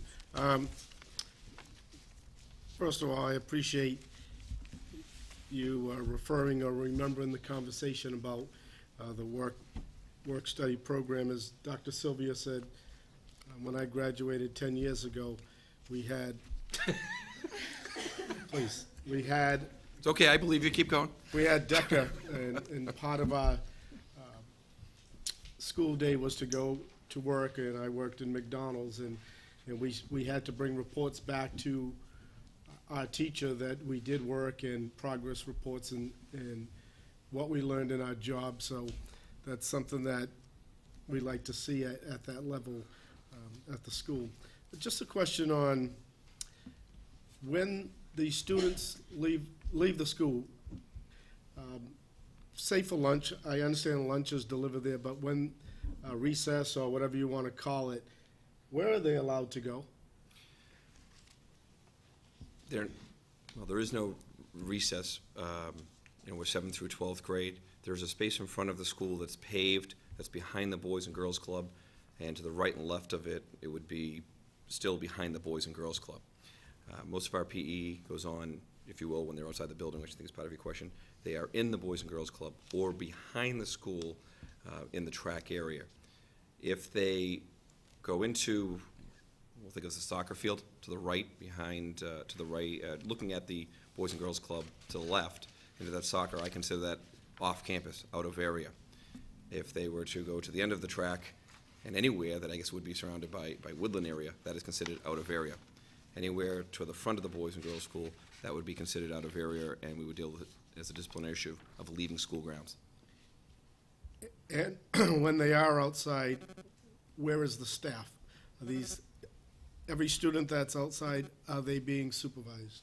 Every student should be supervised. Every student has a class. No student at the cooperative school has a free period. There's a PE period where we used to have 2 staff. We have 1 currently. There is a 15-minute break, but staff have duty where rotates, and staff is to be outside both the front and the back. We're a little outnumbered, so it may appear from time to time. If you come to the right, you might not see a staff person until you come all the way behind the school, but there is staff located in the front of the building and the back of the building. Okay. You weren't here last year, but we had access to a resource officer, which you might have had part of that, I believe. Yes, we did. That position was eliminated through budget cuts by the police department. Have you noticed any difference since the removal of the resource officer with events at your school? Because you do report in your safety to improve on that. As far as the amount of incidents, I wouldn't say they've noticed any significant difference. Certainly had a good relationship with the school resource officer when we have one for a little less than half the year or a little more than a quarter of the year. There's 3 schools, and that person would work between the schools right here in this complex, if you will. But not a reduced, I don't think that we've seen a reduced number, at least not in my time. I can't compare it to last year. Knock on wood, we seem to have a pretty good control on the large incidents, and the police department has been very responsive in any calls that I've made to ask for assistance. Certainly would never turn down a school resource officer, though. Good. I don't have any other questions. Dr. Rabinovich, any comments? No, I just want to, again, like everybody else has said, thank you for your efforts this year. I know that it's been a learning experience and some staffing issues, and I look forward to this summer and working on curriculum and instructional things and an improvement moving forward. Thank you. Thank you. Thank you. Who's next? Miss Miranda, come on down. Include the rest of it? Yes, that's Miss Miranda. Chairman Tom, can I just make one other suggestion? Can we have, I know that it's a little, for the folks at home, this might be difficult to see. Is there any way that we could post these online? Absolutely. Thank you. So for both director principals, if you would send this electronically to the technology department, we'll Sure, get this no problem. posted online at your school site. Okay, Good great. suggestion, thank you. It is a good suggestion. You have the floor. All right, good evening. Good evening. As you know, this was my first year at West Wareham Academy. We're a therapeutic day school. We service students who have special needs in social emotional areas. I am not new to this climate. Can I ask you just to speak up? Make up we're bad students up here and you want to get our attention. Okay. That I'm not new to this climate. I've worked for the district now for 15 years, been part of the middle school, and have run the behavior program here at the middle school. So when the opportunity came for me to be the coordinator at West, I just jumped into it. This is a passion. I believe in these kids, and I just really want to make a difference for these kids. So hopefully within the school improvement plan and in the future years, West can continue to grow. We're in the infant stage at West. We've only been up and running now for like two years. So we still have a lot to go, a lot of growth to make, but I think that throughout this last year we've made a lot of gains. So I will walk you through. Our population right now, if we look at our charts, this was from the Department of Ed as of December 1st. Our population now is we're at 19 students, 17 male and 2 female students currently. And our grades, we have 3 7th graded students, 2 8th grade, 5 9, 4 and 10, 2 and 11, and I have actually I have two 12th graders now. One of the 12th graders just went over to the high school, transitioned to the high school, into the young adult program at the high school for kids who are 18 to 22. So the enrollment at West really depends on students' needs and the ability to transition. So our current enrollment consists of 5 out-of-district students, 10 Wareham students that are coming from either the middle school or the high school. And then we have 4 students that moved into district who are DCF students who are involved in DCF that had day school IEPs. So they also moved into our district. 21% of our population is made up of students who are in the foster care system. In our discipline, I look at our attendance rate. Our attendance rate is at 85%. For me, I consider that to be an ongoing issue. So later on inside my goals, I address how to hopefully increase the attendance of the students. And because our cohort is so small that the graduation rate is not listed online through DESE, but I do have 2 students who are seniors this year who will be graduating. They have met the requirements of MCAS and are working on EPP for one area. If we move down to our staffing, sorry. One of the ways that I'm planning on working on increasing the attendance is that we have a behavioral system that is put into place that I brought this past school year, and it would be part of the incentive program that students would earn points towards incentives if they attend school, and I can go over that a little bit afterwards. And we have implemented to the point and level system to deal with the discipline We've implemented teacher detentions. This year, I've also implemented a Wednesday school, and so for kids who are having trouble keeping up academically, kids can stay after school on Wednesdays to get some extra help. And we're also going to utilize the Wednesday school in lieu of the suspensions or out-of-school or in-school suspensions. Our staffing, currently we have 3 teachers, 2 paraprofessionals, a behavior interventionist, and an adjustment counselor. Both are with our Walker partnership. I have a .5 secretary, a .5 custodian, and a .5 PE teacher.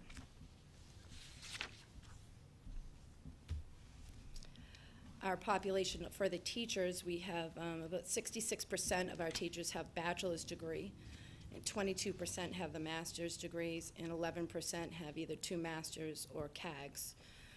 Everybody, actually, two of the 3 teachers are actually working towards master's degrees. One teacher's working towards a master's degree in special education. I have another teacher who's working towards special ed administration degree. And actually, I just finished my principal leadership program and my master's in organizational management.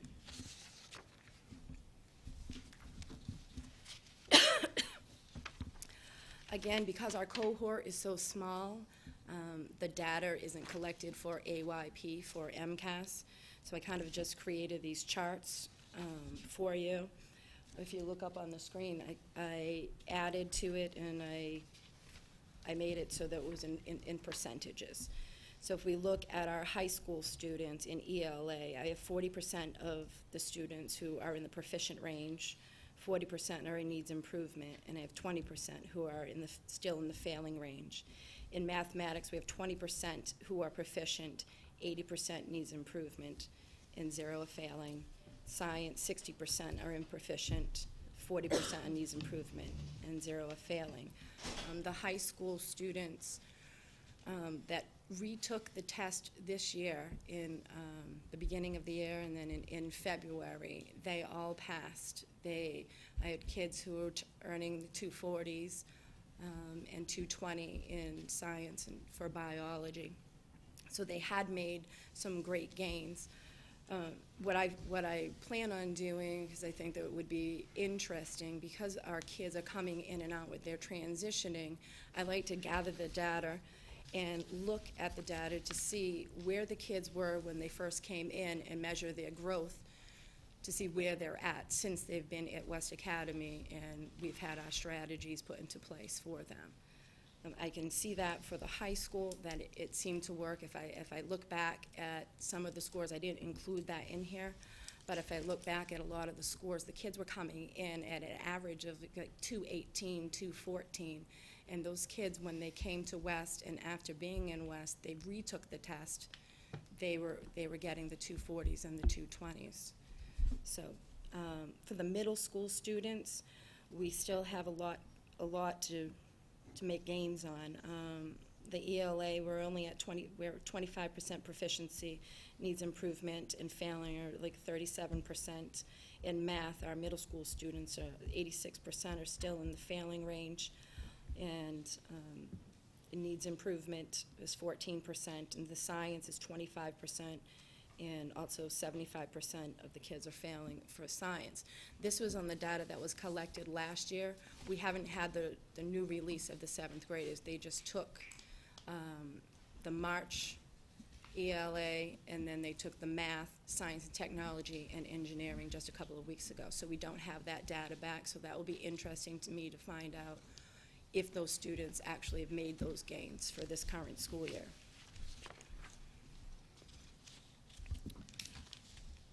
Parent and community involvement. This year, actually, we brought together a school council. Our school council is small. My plan is for it to continue to grow. Right now, it's myself, a teacher, and 1 parent. I've gone out into the community, and I've roped in a community member. One of our police officers is more than willing, he said, to come on board. So I'm trying to get more and more people involved. And our kids have really gone out and experienced some community involvement. We've had our partnership with the Walker. We have the YMCA. This past winter, the Counseling on Aging, our kids did some work for the Counseling on Aging, and they made baskets for their open house. And then they went out to the Counseling on Aging and met with the people and talked with the people, so that was really great for them. We also partnered with the Pounds Martial Arts Center, where our kids went out on Thursday afternoons with staff to the Martial Arts Center, where the director, he was really awesome with our kids. He really taught them like discipline, self-motivation, and did a lot on self-esteem and self-worth. So the kids really enjoyed doing that. The Zeitarian Theater, we did some stuff with the Zeitarian Theater surrounding with curriculum. We had gone to see the Christmas Carol, and they provide some lessons that your teachers can work with and create lessons around theater. So the kids, they did that in their English class. We also went out to the Coomamesset Farm, where they learned just about farming and healthy eating and healthy choices, and they actually got to have some of the food, and we came back to West, and the kids prepared meals for each other at the school. The Ocean Explorium was our most recent community outing, and that went extremely well. Our kids answered so many of the questions that they asked, and all of the questions were based on the curriculum and the frameworks for science. We designed the program with the people from the Science Explorium, and they were so impressed with our kids that they offer internships to students, and they asked if next year we could partner up and have a couple of kids there do some volunteering work for some internship. Also, we partnered with the Wareham Week. One of our students is very interested in journalism, so we had the Wareham Week come out, and the student actually got to write with the editor and write part of a story, and that was public in the Wareham Week. Our methods of communication, we use email, but mostly, really, it's daily and weekly parent contact by phone. Our parents, I have such a small population that the parents really, I think, feel most comfortable having that contact with me on the phone. I probably call every parent, maybe even once a week. Some parents are more than that. Parents are welcome to stop by. I have parents that come in. I have parents who come in and volunteer, and maybe during a special occasion or something, they may make a luncheon and bring the lunch in for the kids. So really, the parent involvement, I feel, is very good at West. The parents are very concerned about their kids. They contact us. They come by. I have some parents who do email.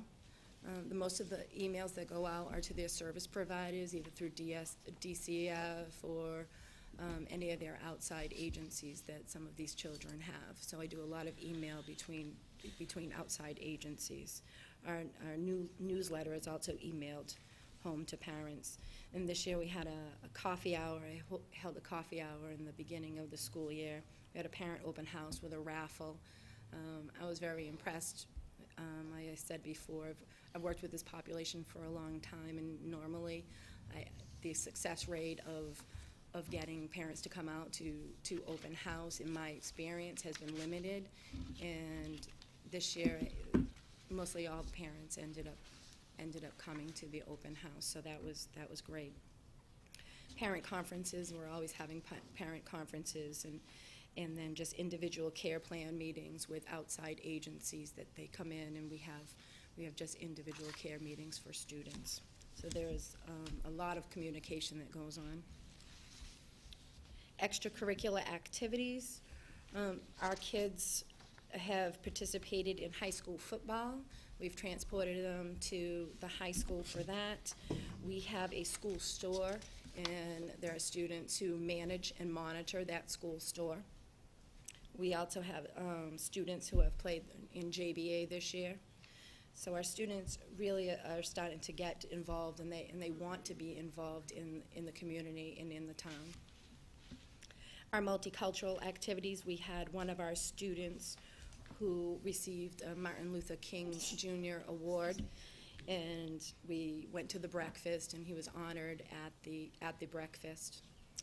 And he also hosted, he is the same student who put together the history of West Wareham Academy project. That was an article that was put into the paper.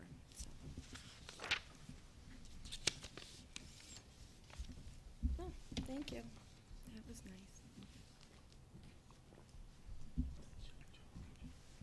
Every student at West is provided with group counseling that addresses developmental and social skills.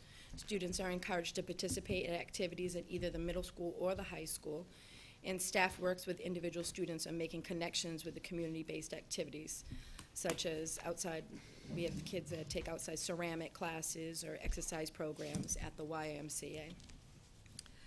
Moving down to professional development, this year we hosted several different professional developments for staff. We had the nonviolent crisis intervention training, which we did with the co-op school. Stacy Rogers came over with Joan Siemens. They are trainers, so we trained at West. And 8 of us participated. Some of us it was for the first time, and the rest of us we were recertifying for CPI. And we also worked with Jan Rotella on our EPP process. Jan and I worked with the West Wareham people and the cooperative staff on aligning the EPP process. Working with trauma-exposed students, we had, on one of our in-service days, we had some training of working with trauma. Our teachers, 2 of our teachers participated in the Skillful Teacher. 2 of our teachers also participated in the Mila O training, which is an ELL training. We have 1 student who's an ELL student, and the bullying training that was presented for the district.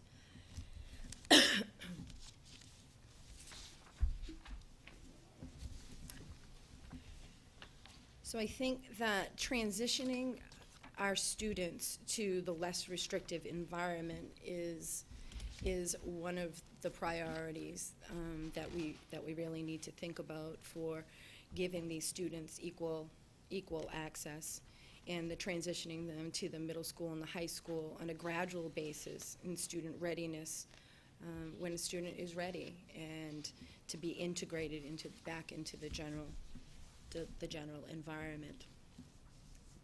I also had our parents, students, and staff complete surveys. 100% of our parents that responded to the survey, they really feel that their kids are safe. They feel comfortable that their kids are being safe at school, that there's at least somebody there at school that their kid can go to, their son or daughter could go to if they are in crisis, or if they feel like they need somebody to advise them.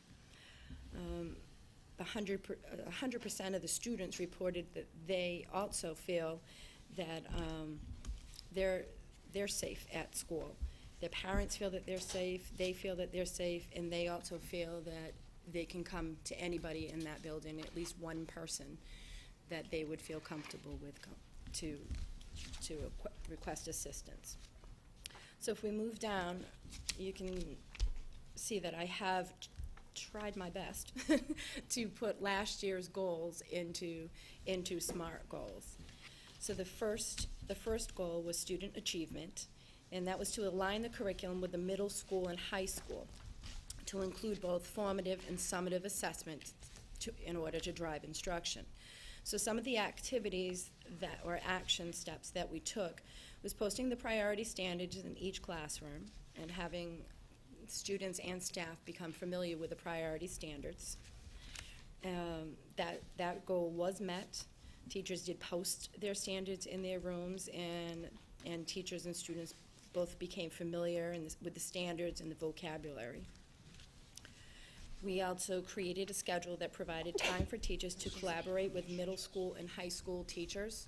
Our teachers went to meetings at both the middle school and the high school and worked with them on developing curriculum.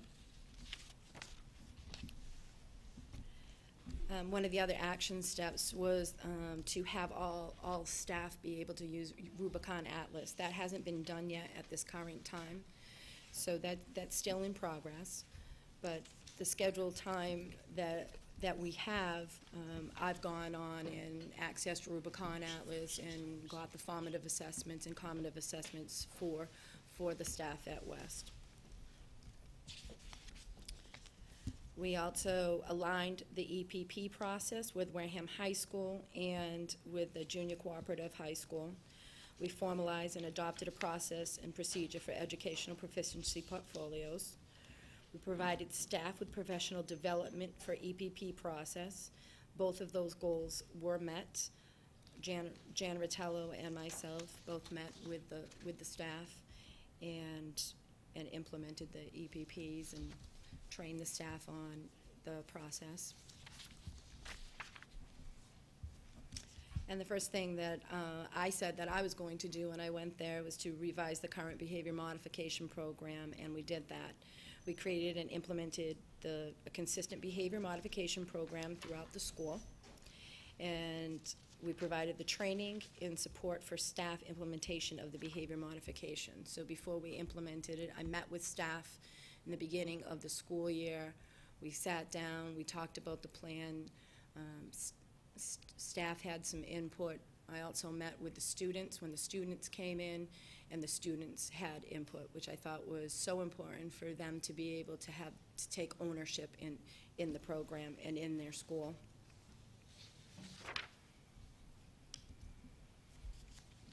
All staff was trained in and certified in the nonviolent crisis intervention.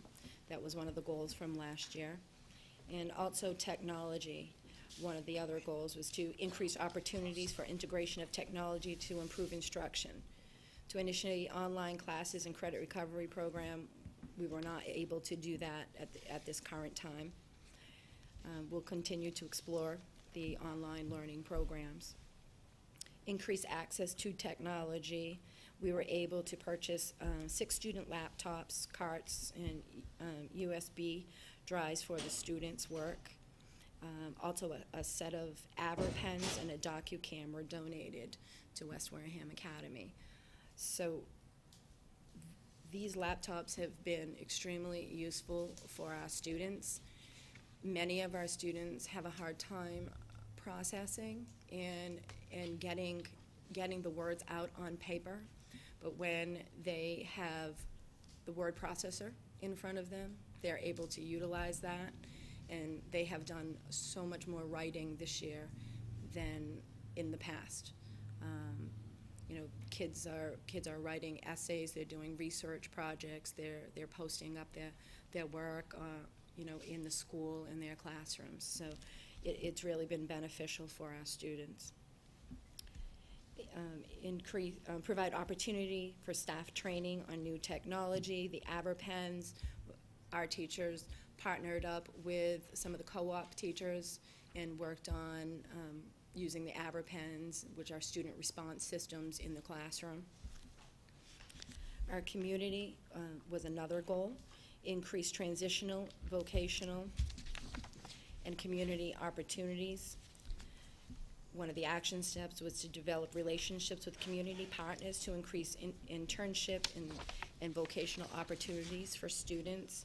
That is in progress. We're still exploring that. It was not met. We just really need to continue to build those community partnerships.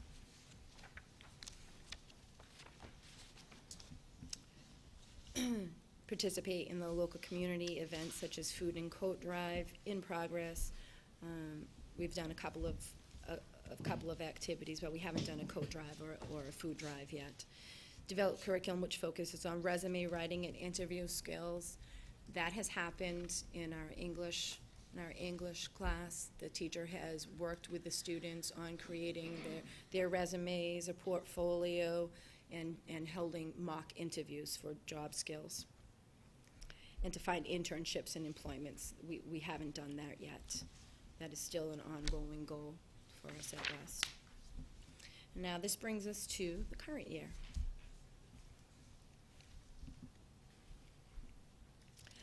Under student achievement, grades 7 through 12 will improve in the areas of English language arts and mathematics as demonstrated by an increase of 5% in performance based on the following data source. And the data sources will be MCAS, common benchmark assessments, and pre and post tests. The indicators would be to align the ELA reading, writing, and math to newly adopted Common Core standards. Provide staff with our action steps. There are several action steps. We'll provide staff with the time and opportunity to familiarize themselves with the Common Core. Provide staff with the opportunity to collaborate with middle school and high school by attending curriculum meetings in order to create scope and sequence in ELA and math using the Common Core. Staff will be provided with professional learning time in order to create common academic and behavioral expectations, such as student writing samples, short answer responses, and open response questions. During the professional learning time, staff will collaborate to create cross-curricular lessons. Students will take ownership of their own learning, and students will be asked to provide feedback about their learning. And by the end of each quarter, students will complete a self-evaluation reflection to identify areas of strength and weakness in the areas of math, ELA, and science.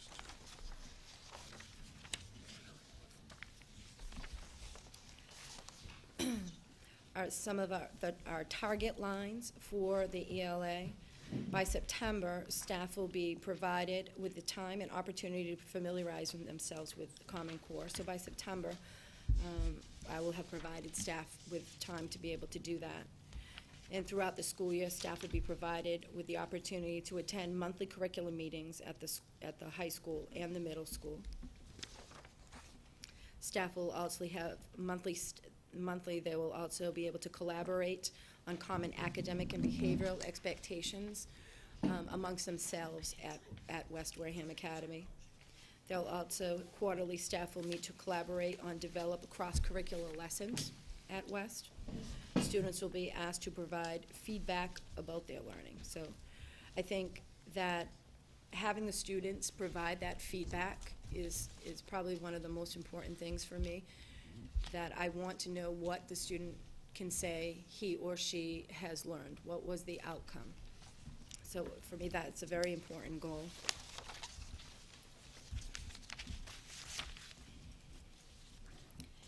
And it brings this now to our next goal, which is expanded community involvement to improve learning and instruction. There are several indicators. Increased transitional, vocational, and community opportunities. And the action step for that would be develop relationships with community partners to increase internship and vocational opportunities for students. By mid-October, one vocational or internship opportunity will be provided for students in grades 11 and 12. By January of 2012, 2 vocational internship opportunities will be provided for students in grades 11 or 12. Another action step would be to provide students with career guest speakers. Guest speakers for the target, guest speakers will be asked to volunteer to speak to students bi-monthly about career opportunities and job skills. Another action step would be to utilize current staff as community liaisons and job coaches. Beginning mid-October of 2011, designated staff will act as job coaches for students who are placed at internships.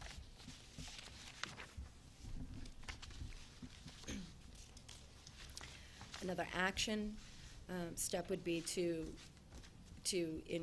increase community service learning, and students would generate a list of possible community service projects. Then students will generate a list of community service projects by the second week of school. Students present ideas at a Friday community meeting. The students will present lists at the second community meeting of the month. Each homeroom develops a community service project proposal and presents it at the community meeting. So each homeroom would be hosting a community service project, and they would be able to bring that. On Fridays, we have a community meeting. They would bring that to the community meeting, make their proposal, and then put together their community service project. And then they would come back and they would present that to the kids in the meeting, to the students. We will continue building partnerships with the high school and the middle school to help increase student transition and integration into a less restrictive environment. And throughout the school year, the coordinator of West will have conversations about students' progress and readiness to integrate students back into the general education setting with both the high school and the middle school principal. Another action step would work collaboratively with the middle school and high school to develop a common criterion for transitions back to the general education setting. By October 1st, my plan is to sit down with the middle school and the high school principals to come to some common criteria for students to transition back and forth between the middle and the high school. Another action step would be to create a safe and positive learning environment for students and staff by implementing the Peace Builders model. During the August in-service time, staff will be provided with the benefits of the Peace Builders and an overview of the Peace Builder model. Staff will discuss the benefits of the Peace Builders and brainstorm ways to incorporate the model into their classroom and into their instruction. And during the first full week of school, students will be provided with a PowerPoint presentation that will provide them with an overview of the Peace Builder model. And staff will meet monthly in order to collaboratively establish goals for the implementation of the Peace Builder models. And staff will create lessons for lesson plans that will be developed and implemented for the students around the Peace Builders. And then the last goal would be to expand and integrate technology to improve learning and instruction. We have a couple of indicators: increased course offerings that align with the Common Core standards. And our action step was to explore different resources in order to implement online learning. By January of 2012, students will be provided with the opportunity to take an online class. At least 2 students will be enrolled in an online course. Another indicator would be to increase student participation utilizing technology for educational purposes. And one of the action steps that we're taking is a weekly history topic will be posted by the history teacher, and students will have the opportunity to use Moodle to blog about the posted topics. On June 1st, our technology coordinator is coming out to West to provide training for the staff during our professional learning time. And students will utilize technology to generate educational conversations with each other and with their history teacher. Some of the other targets: the history teacher will integrate the use of Moodle into the classroom instruction, and the first history topic will be posted during the week of October 3rd.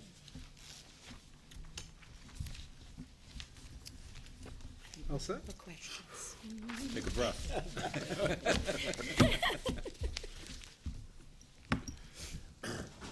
Dr. Sylvia, you drew the first straw. I did. Yes.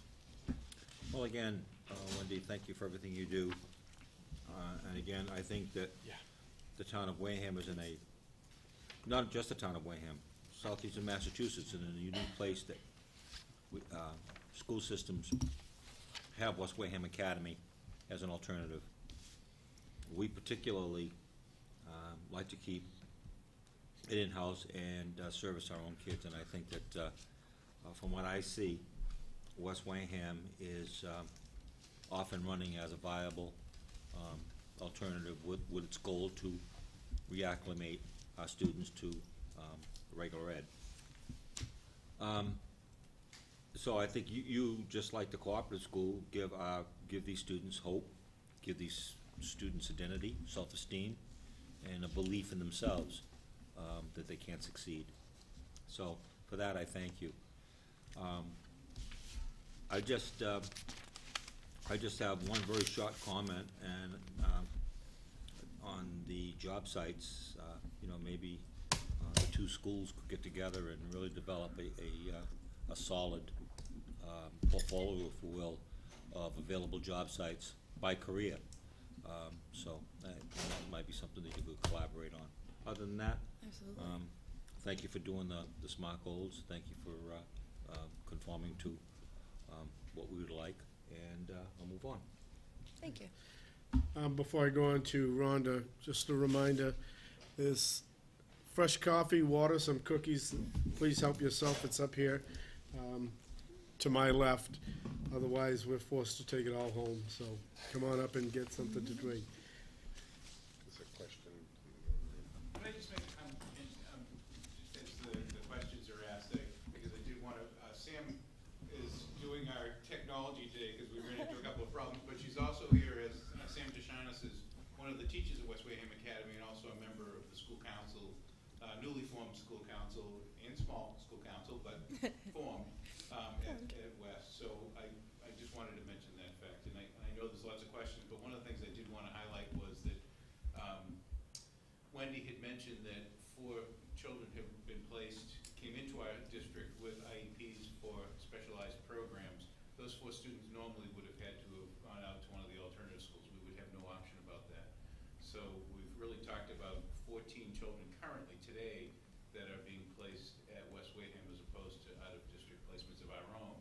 And you'll see in your financial report that Ann will go over in a while that we also have some revenues that have come in to balance off some of the costs of West Wareham.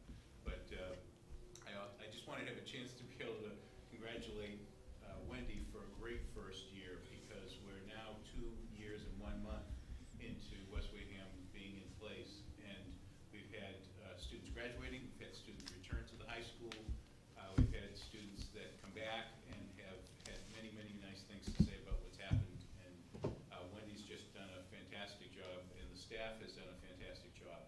It's a small community of people that work together, and they really have done a great job, and the comments that the kids make, not always, but many, many times, are very, very positive, and they're there at school and want to be at school every day. So thank you.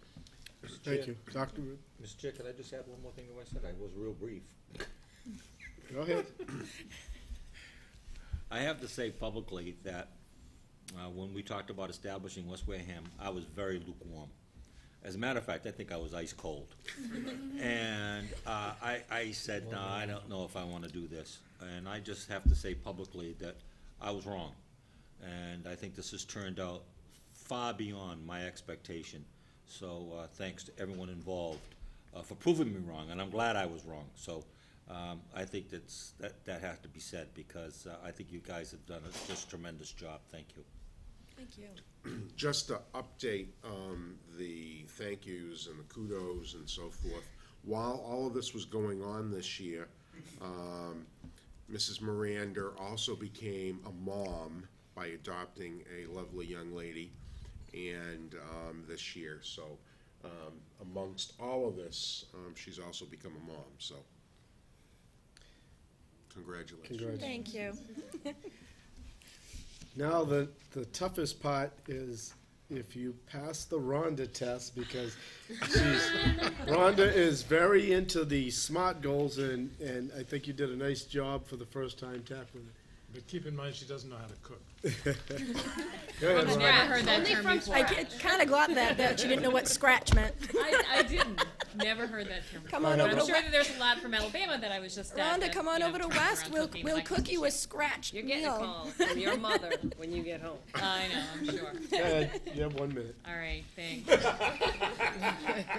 I'm going to be taking, it just figured it wasn't that long, so I'm taking all of his time. Just generally, Well, first, you have 2 students graduating. What is the graduation ceremony? Where is it? What is They are it? graduating from Wareham High. Great. They Okay, have so they'll be part met. of Wareham High School graduation. Yeah, just wanna I make sure worked everybody with knew that. Mr. Palladino to set up all the courses. We met last summer to set up the courses that they would need to be able to graduate, and they've passed the MCAS, and they're working, they all have their portfolio, so.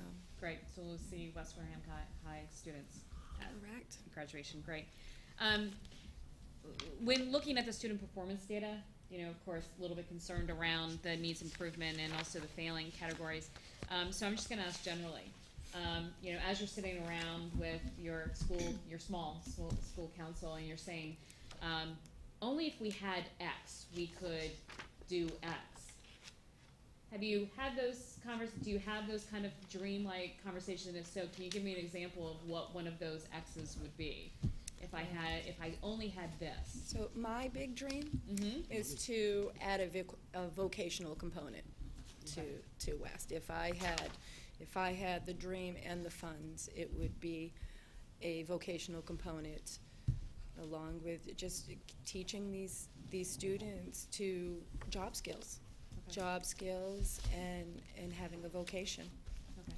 So then I would just make the same comment that I did in the last presentation, is that if we could reach out to the Voc School and the only reason why I say that is because they could have established relationships that we can tap into. And I don't know if that's the case, but let's explore that, just to see if they might be willing to Absolutely, it's partner. worth looking into. For, I think, both presentations, I'm sorry I didn't mention this before, when it comes to the parent involvement section, I think it's great that you have the number of participants when it comes to the teacher and what they participate in, as well as the students. But when it comes to parent involvement, it would be great to know what the participation rate is there, just so we can start collecting that information year over year.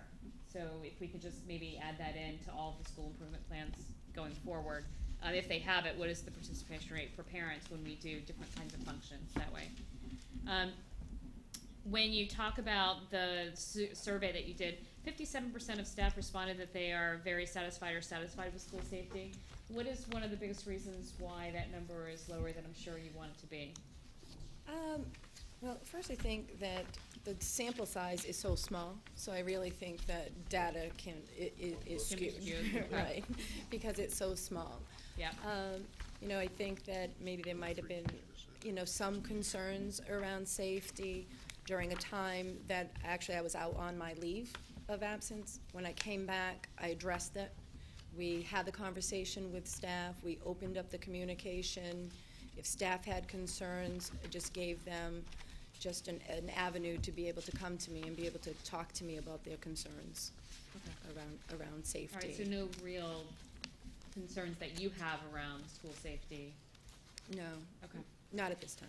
Okay. Just a couple more things, and I'll go backwards on the goals and start off with just with the really when it comes to technology, the same comment around. I saw your goals. I think that they're commendable, but if we can kind of look at how to take each one of these goals and put them into the rest of them when it comes to technology. For the community involvement, I think for the increased community service learning, that whole section, I think that it's great that you have the action items that you're going to do, but around the timelines and targets, I see that you have, we're going to generate a list, we're going to present ideas and develop the projects. Maybe just put a timeline around those, so then everyone is on the same page of when is that list going to be generated. So kind of doing a mini project timeline for those sections, because I'm a fan about how you're kind of expanding a little bit. We're going to do this first, and this second, and that third, but maybe just putting timelines around that. Also under community involvement, the section around develop relationships with community partnerships. I see that you have that you're going to have one opportunity and then 2 opportunities, but have you put thoughts around how many students that you want to participate in each one of those? Because it looks like if you create an internship, then multiple students can participate in that one internship. I'm thinking 2. My thought around it is 2. I think even though 11th or 12th grader, depending upon their readiness to be able to. So one student, so it's a 1-to-1 ratio, not Correct. a create one opportunity and then have Correct. 4 students participate. Correct. Okay. Correct. If you could just clarify that Sure. in there, just so then we know how many students are gonna participate. And then just the last piece, and I'll just talk generally instead of going into each one, but around student achievement. When it talks about providing staff with time to get comfortable with something, that's where I'm not really comfortable with that as a goal, just because that's a given, that to achieve a goal, you're gonna have to provide that time available Okay. to them. So generally around the student achievement, just getting more specific around, so for the first one, that staff will commit, maybe 2 hours per week, and I know I'm not gonna make suggestions on what the time period is, but kind of setting that expectation of what are they going to, that's probably the chairman saying, Rodney, cut off, but what is your expectation about what kind of time that you expect for them to commit to that on a weekly or monthly basis, just so again, that the expectation is there. And then when it comes to providing staff with the opportunity to collaborate with the middle and high school, I just would love that to be stronger, so staff will collaborate, this is how they will, because when looking at your timelines, I feel like a lot of those timeline sections in this goal could actually be moved over to the action, and then not having so much language in the timeline and targets, just putting monthly or weekly, just one word there. But you put, I think, a lot of what the action that you really want them to achieve, putting that in the action item. So maybe just looking at that again. Okay. Those are my general comments. All right. But thank Thank you you. very Thank you. much. A lot of work was Helpful. put into this, and I appreciate it. And I also Thank you. commend you, along with the others, about what a great job you're doing. Thank you. Rachel? I talked fast. Any- I really don't have anything. I know the obstacles you face each and every day with each student is at times probably monumental, and I commend you for taking on each and every hurdle. And this is only out of curiosity, the attendance. And I'm sure you have a very unique, I know you have unique problems and things. What do you see as the biggest obstacle for that attendance? You said you wanted to bring it up, and I'm not really even overly concerned about it, but I was just kind of curious as what you see as the biggest problem. I think for some of our students, some of the students, for this year anyway, they had become homeless. So there were some issues around that of attendance, and maybe even some school phobia, coming to school. Yeah. So I'm hoping that through the counseling that we offer there, through some incentives, that we can get more kids that come to school on a regular basis. And I only brought that up only to keep it real, because I think we sometimes throw out numbers and we forget that those numbers hide the real issues, and I don't want to minimize the issues that you're facing, and I think a number will do that. So I just wanted to keep that real. Thank you very much. Jeff? Thank you for being here. Jeff? I have a half a dozen things. None of them are earth-shattering or judgmental, just my curiosity. Let me start with the same question I asked Bill, which is, if you asked your students why they're there, would they give you the same because I need to be, or is it more nuanced? No. No, I didn't think so. No. I think the majority of our students have just had such academic failure, and they feel beaten down. They feel like they're failures, and they're sent to another school when they first get to us. And then I can just think of some certain cases off my head right now that they've completely turned around just in the time frame that they've been with us, that they started now to feel some success. And when a student begins to feel success, they just feel so good about themselves, and it starts to show in all areas. But really, I think for the students, when they first come to West, they just feel Like they're a failure. yeah. Yep. I was very fascinated by your comment about technology and the fact that it appears to, at least in some cases, facilitate learning. Have you ever seen any psychological, neurological, emotional, whatever studies that talk about why that's the case? I have not.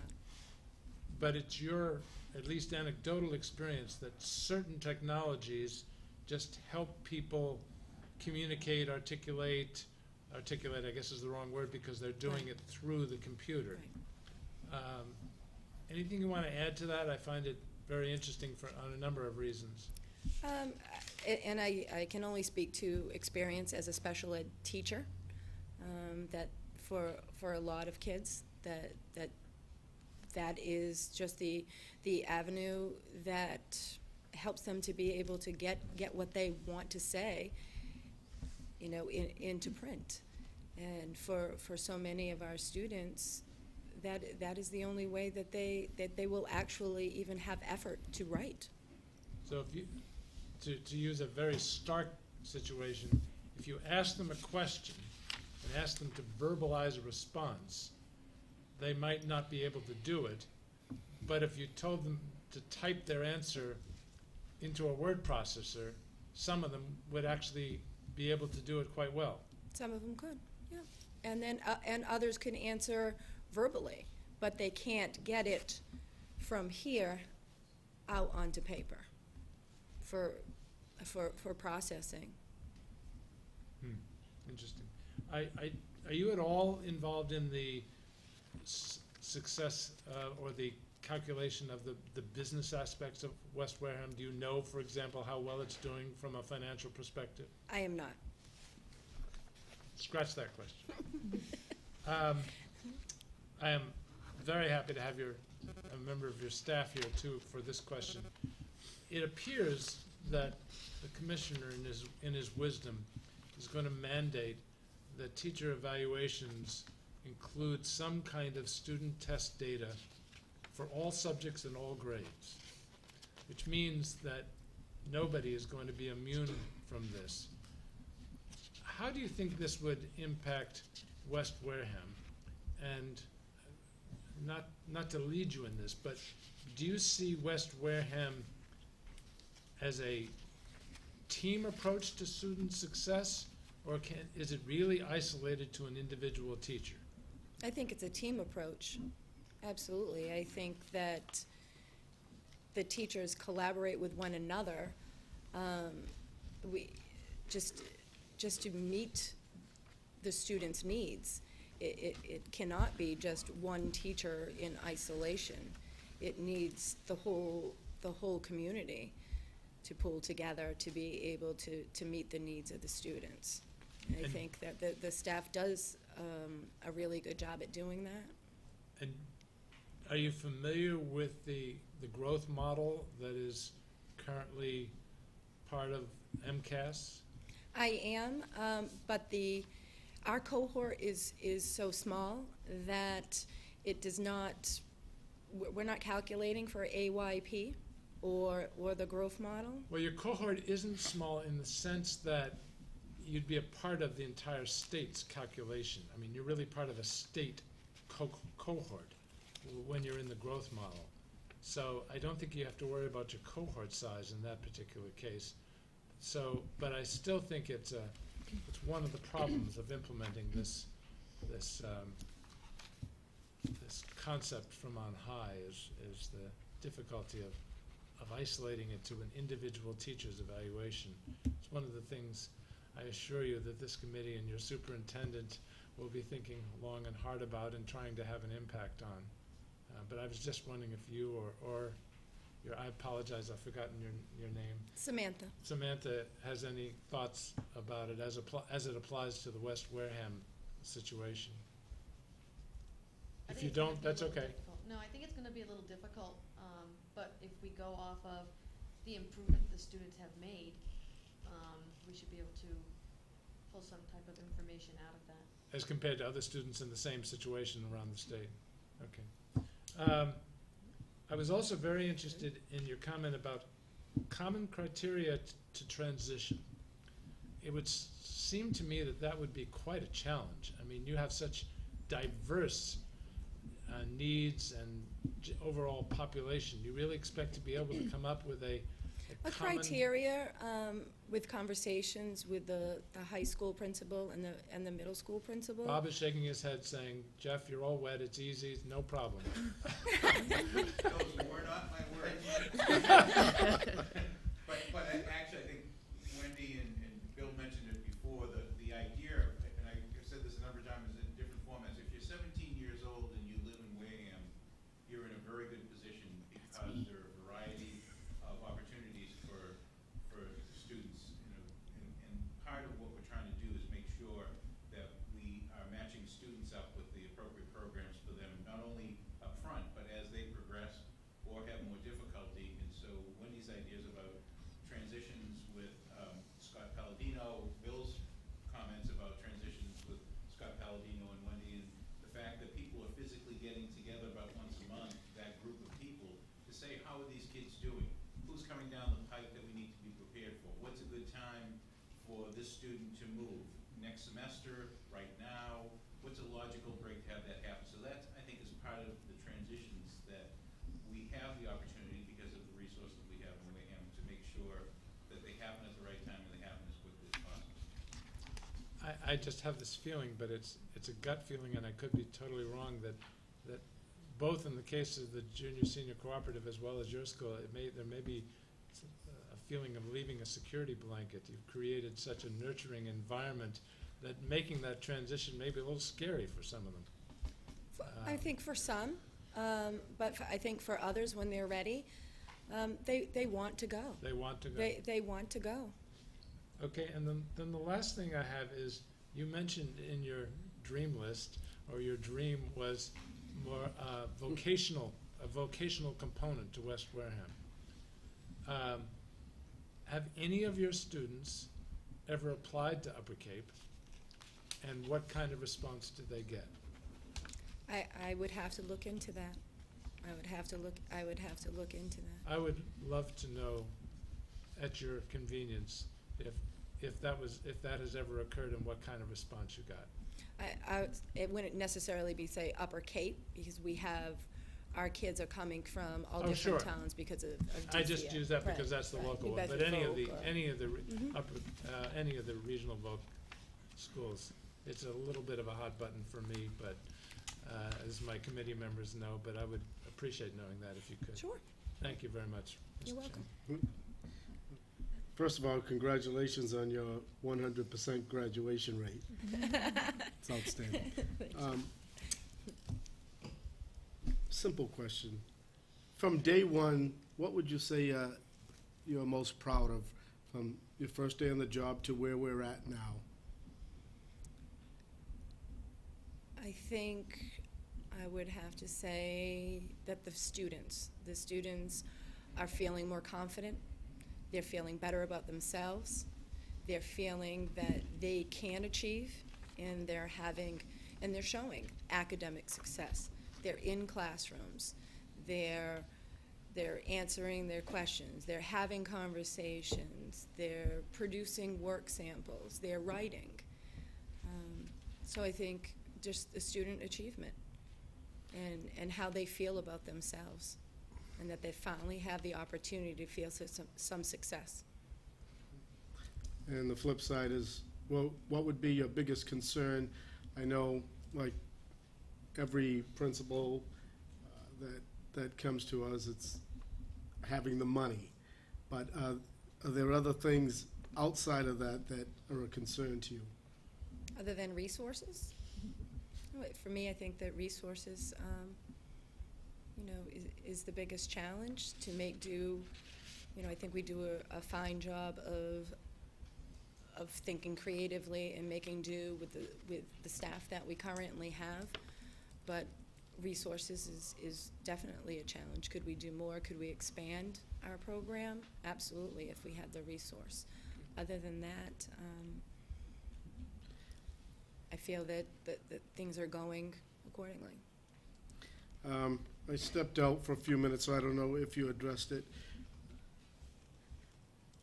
6 failing, one needs improvement in math. How much time is spent on math, and how is this, what are your plans to address this?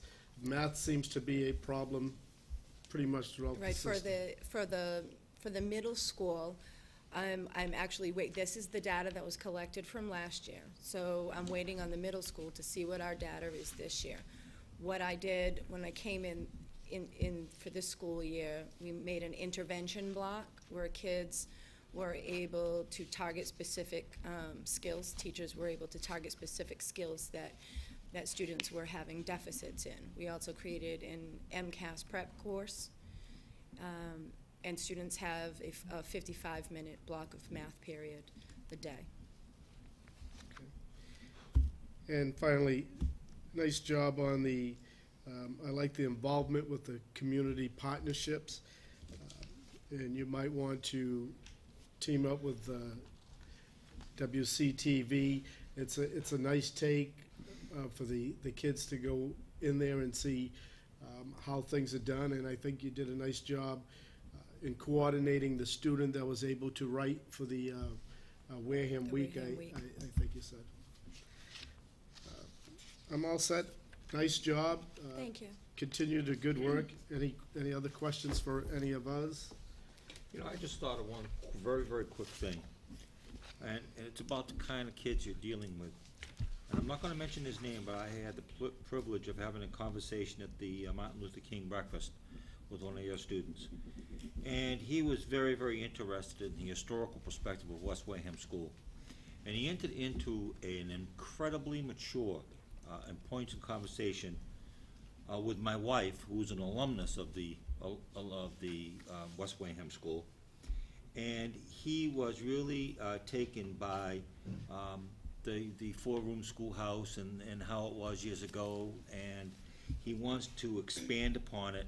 And he ran into my wife at the play, and they kind of talked about maybe getting together and doing something of on a more permanent scale or more concrete scale about doing something about the historical profile of West Wareham School. Now that, what to me was an amazing thing, and I think that it's symptomatic and of what you're doing over there, and I think it really speaks volumes for the self-esteem and the creativity that's going on over there. So I just thought I'd share that with you. I just happened to think about it when we were going through the goals. Good job. He told me that he spoke to someone. He didn't say that it was your wife. An old fogey. An old fogey. I'll tell you said that. The old fogey's wife. The old fogey's wife. Clarification. Thank you very much. Thank you. Thank you. Okay. Number 7. Reconsider vote on school choice for 2011-2012. Dr. Rabinovich. Yes, Mr. Chairman, after a discussion with Roger Hatch, who is in the Business and Finance Department of the Department of Education, he alerted me to a problem with the vote that we took.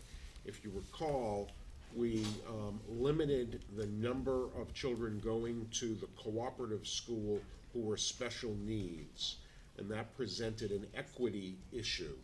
Now, unfortunately, another office in the Department of Education had, when they did their audit, said that we had to be careful that we didn't go over a certain percentage of students in special education at that school, because it is a regular education program.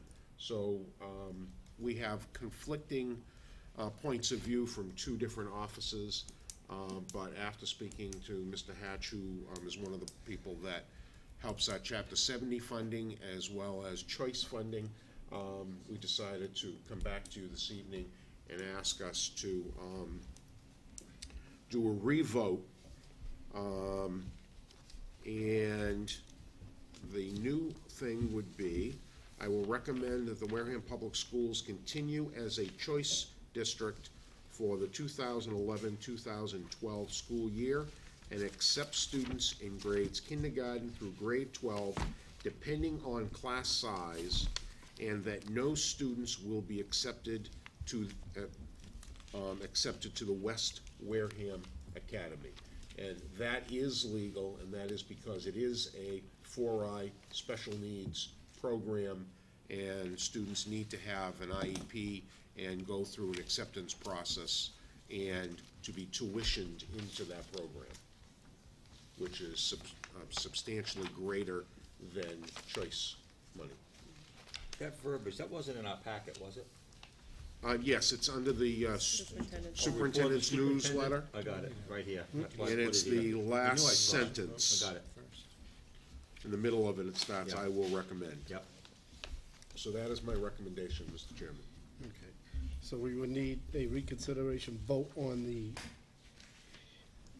original vote that was taken on April 6th.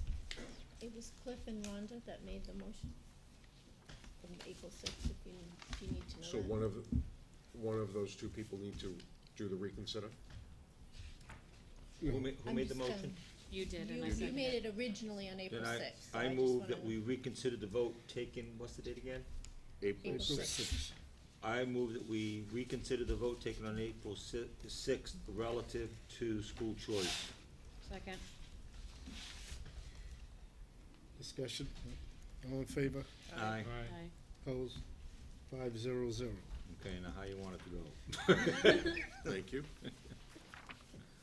Now I'll entertain a motion to vote on the school choice as read by the superintendent in his report. So moved. Second? Any discussion? All in favor? Aye. Aye. Opposed? Abstentions? 500. Acceptance of gifts? Yes, Mr. Chairman, I recommend the acceptance of the following gifts. I'll do them one at a time. 100 15-inch or 17-inch flat-screen monitors from the Computers for Learning program sponsored by the Boston Healthcare System, valued at $36,956 for the school district. And this is coming from the Brockton VA, I believe, is where they're shipping them out of. And it's part of a program they have that every 3 years they completely redo their monitors for their computers. And 3-year-old monitors that are flat screened are nicer than what we currently have. Move we accept? Second. I It's see a government head waste, we shaking. might as well take All in advantage of favor? government waste. Exactly my thought. All in favor? Aye. Opposed? Continue. I recommend acceptance of a $200 grant gift from the Commonwealth of Massachusetts Big Yellow School Bus grant to the Wareham Middle School for a science field trip to the Lloyd Center in Dartmouth to study coastal and watershed issues and endangered species, submitted by teacher Jennifer Erickson. And if you recall, we accepted a gift similar to, I believe, one of the elementary schools at our last meeting from the same organization.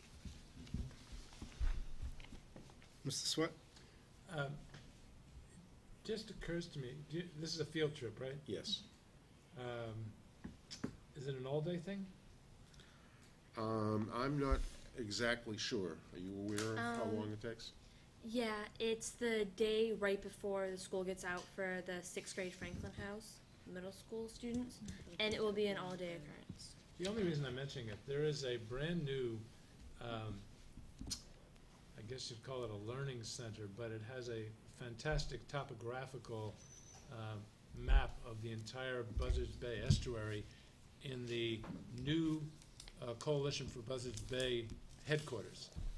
And it would be, I don't know, synergistic if they could stop by there, even for an hour, if it could be combined. If it can't, it can't.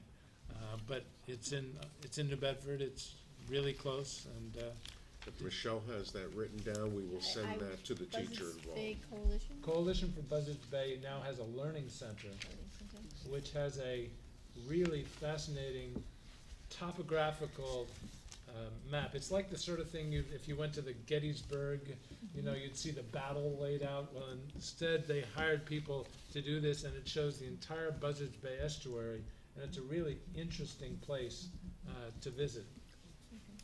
That the one in New Bedford? Yes. Yeah, it's great. Motion to accept the $200 gift. So moved. Second. No discussion, all in favor? Aye. Aye. Opposed? Abstention unanimous, 500. Is that it for gifts, doctors? It is at this time, thank you. Okay. Ms. Miranda is already at her, ready to go. Financial reports, you have the floor. But we are having some technical difficulty. I think Okay. those school improvement plans, unfortunately, they've left by the co-op in West Wareham Academy, which is so maybe grand or great in style and content that the computer's not working now. It just crashed. It's gone. Okay. It's not coming Government, on, get a it's new gone. one. As Dr. Sylvia has said, Dr. Sylvia, do you want to say that? Don't let. Don't let technology get in the way of a good presentation. Okay, so, Exactly. do it the old-fashioned way. So if you do your, I mean, I did have my numbers ready for you to go up on the screen. this is also, this will be available online for viewing for the folks at home that can't see it now. Yes, Thank you. absolutely, yeah. So with that being said, I'm gonna go right to the summary right now. Right now, the current budget, 1.82% less funding than previously this period last year.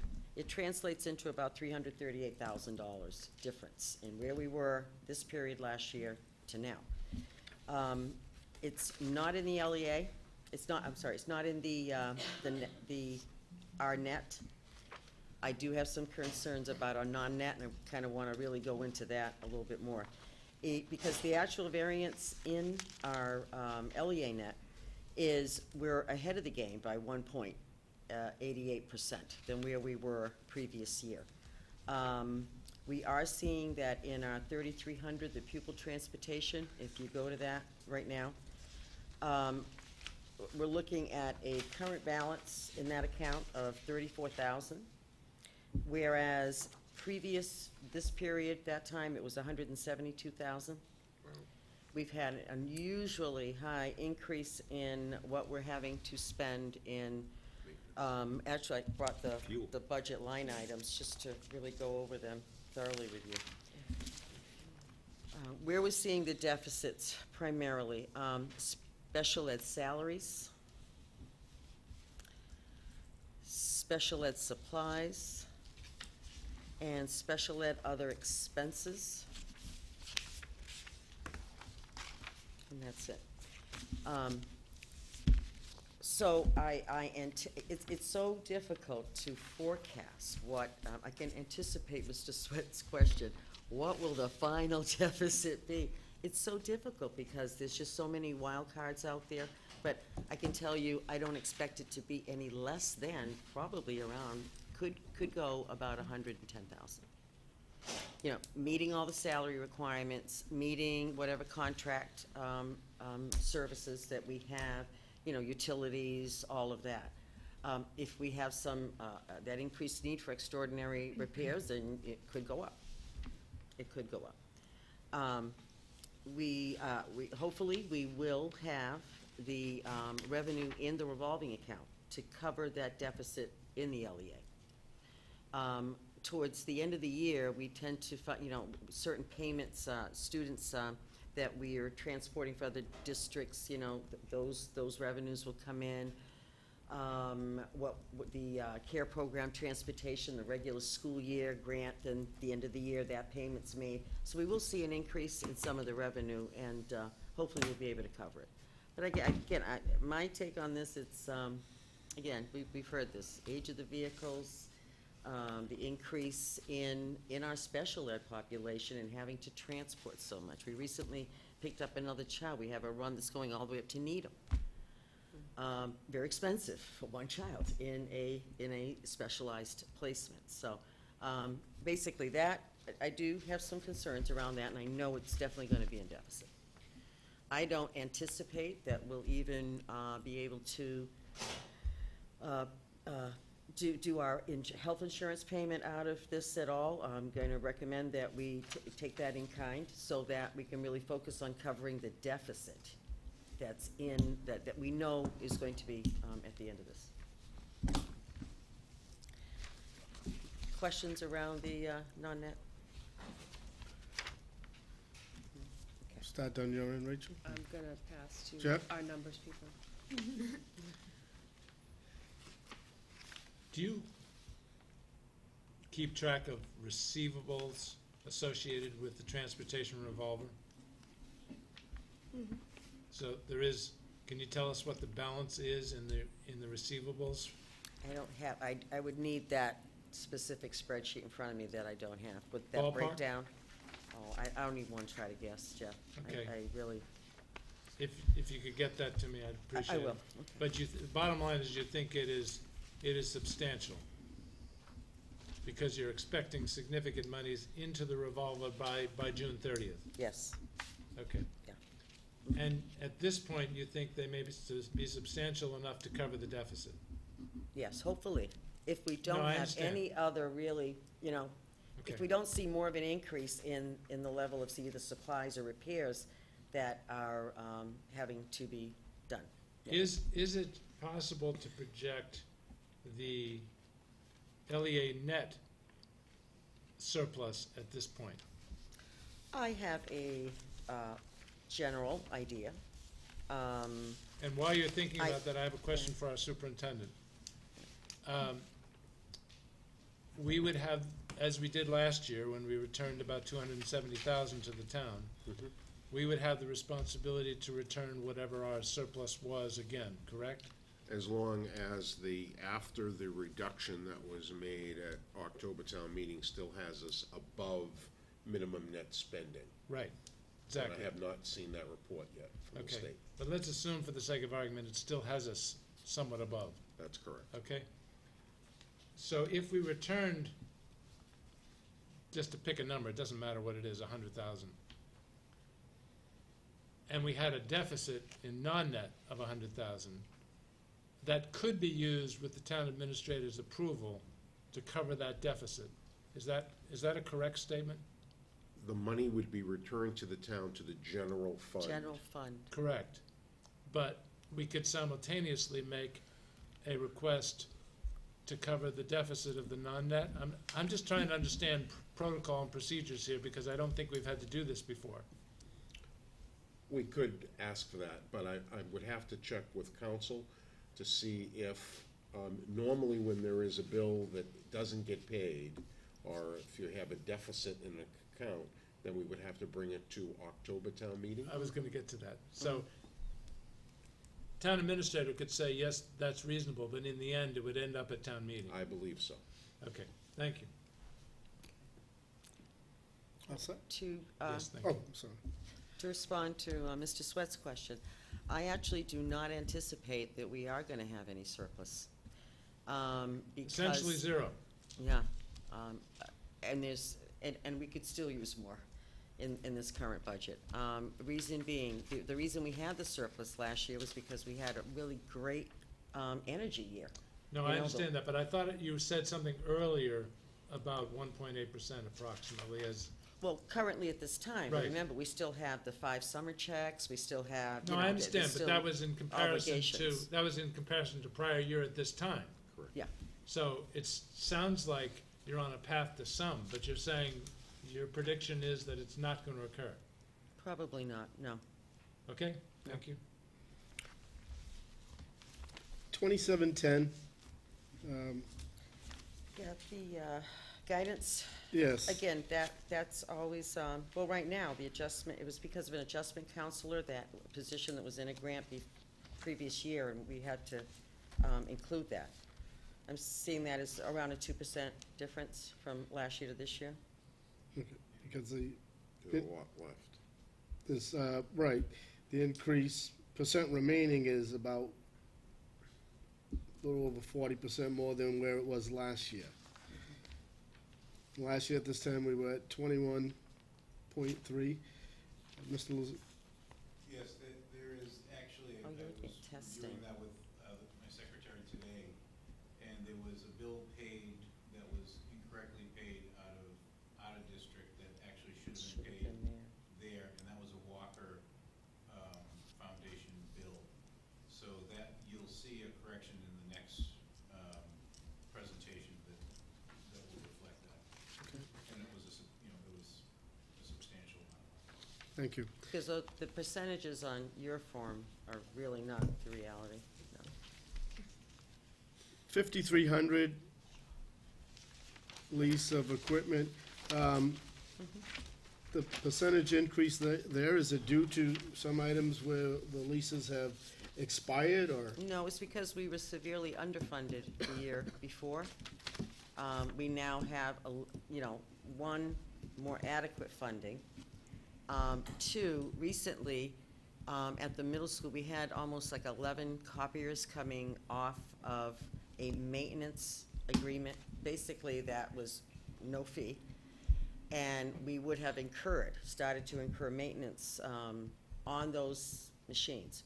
We renegotiated the contract so that we would not incur the larger expense of the maintenance contract by updating the machines, which then caused a slight increase in the actual monthly lease amount, but we'll still be much better off and ahead of the game instead of having to pay what we would have paid for a maintenance contract on like 15 machines.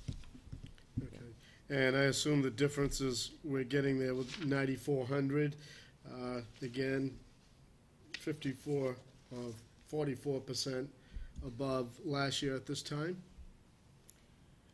Mr. Luzon will be paying those bills. Here you are. I know, he will be paying. It's, Yes, again, again, timing when it gets, go ahead, Bob. It's It's paid. It's really a timing of the billing from Okay. the collaborative programs. And so as the year wraps up, we're wanting to make sure that they've sent all their bills to us. And in fact, we had a conversation with one of the collaboratives that had to use quite a bit this year, and they're getting their bills out to us. So they're a little late in their billing.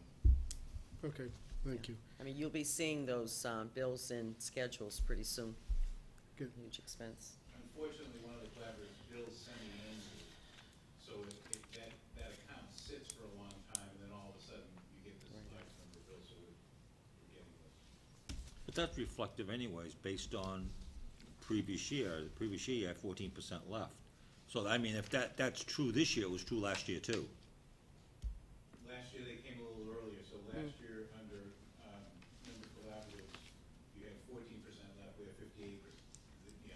So 14 would be about right at this point. Okay. Dr. Sylvia? I'm all set. Rhonda? Going back to the transportation, you said that the main reason why we're going into deficit is the sped salary could, and that it's hard to really budget for that line item. Is that due also to students coming in mid-year that have special needs transportation issues, or is that what happened this year? Or Mr. Tatro did share with me that we have had an increase in, Bob can attest. Exactly, between the homeless and an increase in special ed populations that happen anytime, even since last month. We can pick up charges. The most difficult to anticipate are homeless transportation. We had a number of those this year that have been for a very long distance. So that's really the most unpredictable of them. We've had a couple of move-in for children with special needs, but that's been a relatively smaller part of the issue than really homeless transportation. So from the expense side that has been there, from the revenue side, that doesn't show up because we also do homeless transportation and it's a revenue item as well. But clearly there have been a very, very, very large number of students who have been in homeless situations this past winter and into the early spring. because I think I expected you to say when that was going in, or that you're saying that that's going into deficit that it had to do with either maintenance or because of gas prices, but you're saying that those accounts, those line items aren't the ones going into deficit, it is the No, those are. salary and. Those costs are absolutely part of it, so if we were to run Those- to Needham, yeah. that Needham run, that might have been I'm gonna say $300 Okay. run, maybe a $350 run now, because gas prices are much higher, but those are all pooled together, the driver, the gas prices, the per mile, for the companies that go out to do these out-of-district runs. So Right. fuel surcharges have been a major part of what's happening in these contracted prices. I just wanted more clarification on that, because I was a little bit confused over what is really causing the deficit. I thought that it was maybe only salaries, but it's more than that.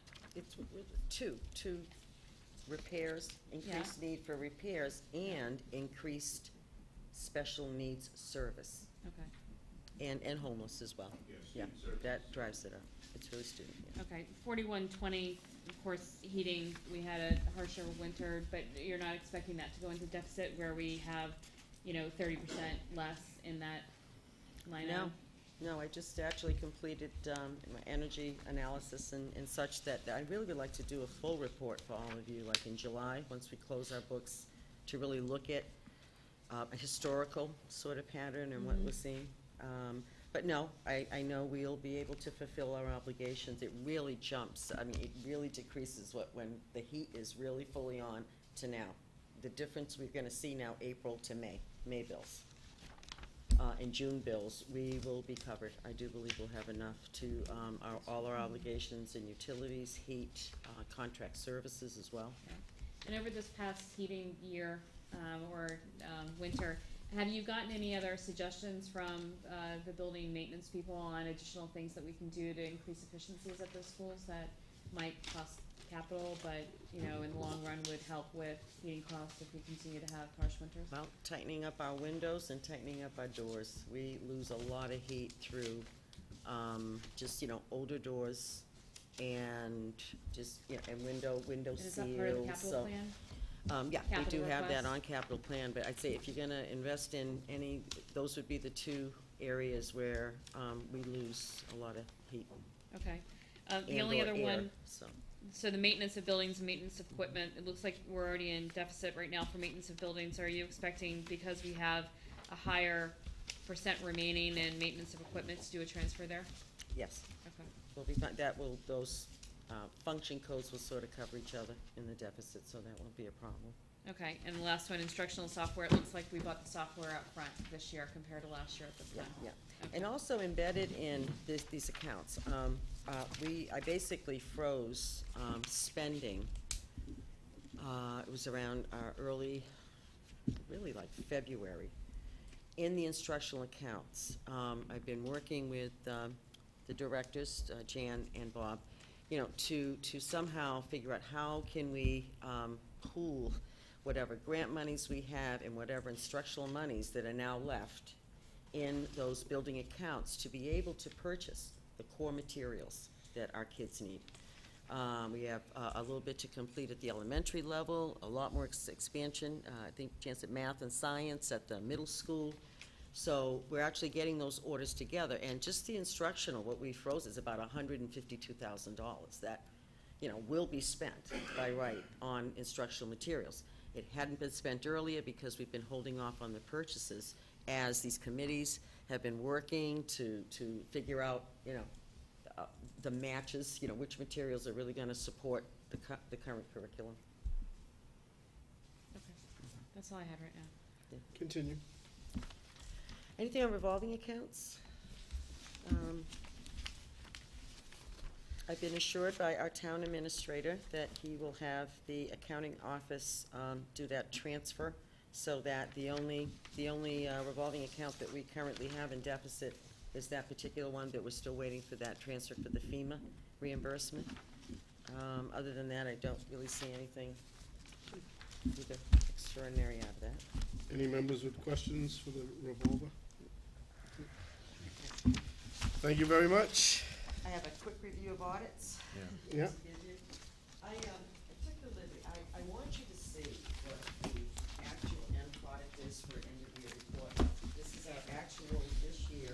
end of year report. This is a report that has to be, completed between July and due to the Department of Ed by September 30th. There are provisions, you can ask for waivers because of some of the federal grants, and if they're not closing out by then. But, and I share that with you so that you can truly appreciate the amount of time, effort, work, and detail, and just the amount of data that they are collecting in this process. It's really an internal controls process for the Department of Ed. I do want to acknowledge a couple of folks that really do a great deal of work. Lynn Westgate, our bookkeeper, Michelle as well, and our grant secretaries at Everett. You know, we depend on them to give us, you know, certain information coming out of their grants. So it's really, it's a cumulative team effort, and it literally really does take that long to amass all those numbers. So we had we completed our end of year, so I'll share the findings with you. And what the department allows us to do in this audit situation is when the auditors come in, that initial day, they can find initial findings that basically could be input errors, just miscalculation, errors. And the department allows us that if we can find the error and present that information within that 2-day audit period, they allow us to file an amendment to our end-of-year report. So that's why you'll see, for example, in finding one, those receipts were basically input errors, calculation errors, and amendment was filed. So therefore, it's not really a finding anymore. Once you file the amendment, you're really all set. Finding 2. 2 was a great example. The total district figure for professional development costs somehow was duplicated, was entered twice. So they pick up on that. An amendment was filed. That has been corrected. Finding 3, actually, these figures, they were findings for us. They were figures that the town accountant's office gave us that didn't sit well with the auditors. Therefore, we had to file an amendment and get other figures. Want to thank John Foster, and much to do with like the school construction debt and MSBA. There's a schedule that we would give the town accountant's office when we're doing this Schedule 19 and say, fill in these figures for us, because that information is really on their side of the books. The accounting system, we really don't even see that in our accounting system. So those 2 findings, again, John Foster helped us out, and amendments have been filed. So therefore, officially, they're not really considered findings. The finding 4 is a finding, and I'm going to preface it by saying 70% of all school districts get this finding. This finding has to do with the department has a mandate that says you have to have a written agreement for in-kind, between the school department and the town, whatever you agree to, whether you're going to go the percentage rate of the budget, whether you're going to go actuals, whether you're supposed to have a written agreement. We have not had one. Most districts don't. I think because they don't come to terms, they don't agree with the methodology. And some people don't want to get locked into a methodology from one year to the next. So therefore, many towns do not. So that would stay as a finding. Finding 5, all I can say, and I said this to the auditor, is absurd. 1, we don't get reimbursed for any transportation. Only the regional districts, and they've been cut off, from going from 100% to now, maybe they're lucky if they get 19%. We don't, and yet there was this figures that we asked transfer. It has to do with number of riders to and from school. We get these figures from transportation, and when they want that. So the figures we had collected were from September. The auditor was trying to match. She said, well, no, run it now, and trying to match now to then, and somehow really had a very difficult time wrapping her head around that information is going to be skewed. Do you know how much variability happens with kids coming in and those kids were transporting and not. So as far as I'm concerned, I actually, and I put that in writing, that I did not agree with this finding. I thought it was an absurd finding. The finding 6, again, an amendment was made. It requires, and again, this one too was rather absurd. When they did the audit, we had not amended the $407,000 EduJobs cut in our budget. The auditor was looking for that to be in the end-of-year report. We explained to them, we could not do that until school committee approved it and we actually got the money. We can't report to the department when we haven't even done the transaction with the funds. So, once we did have it, then the amendment was filed. Because it couldn't be filed. I do want to give the committee a little bit of information. I'm getting an unusual question. Recently, I was asked if the school department posts any financial transactions on the town side of the ledger. We do not. Our systems are pretty separate. We, as a school department, we process our, our POs and our payroll through we post to our ledger, which is, and our chart of accounts are the accounts that the Department of Ed requires us to use. It is up to the town, so we post to ours, and we basically, we reconcile to whatever we've posted on our side to our ledger. The town has to actually pull our figures into their accounting system and then do the linkage between, every account that we have, line item by line item, has a municipal link. So those have to be pulled in and then matched on that side of it. I just thought it was unusual. A couple of different people were asking me, so I started thinking, well, maybe people think we do post, but we do not. It is a very, very separate system. Can I ask a question on that? Yeah. Being one that wants to eliminate waste and time is money. Is there a reason why these two systems are not linked, to your knowledge? I don't know. Because I believe the town is. There's got to be a certain degree of connectivity, Yeah. because. See, I don't see enough of the town side to Okay, be able to but answer you don't know of that, any to reason know. I can only really see my why side. the town side has to literally do 2 or 3 procedures to bring that information into their system. And I believe it is that many steps, which really doesn't make a lot of sense to me at all. So will you take that as an action item to see if there's a procedure that can improve that?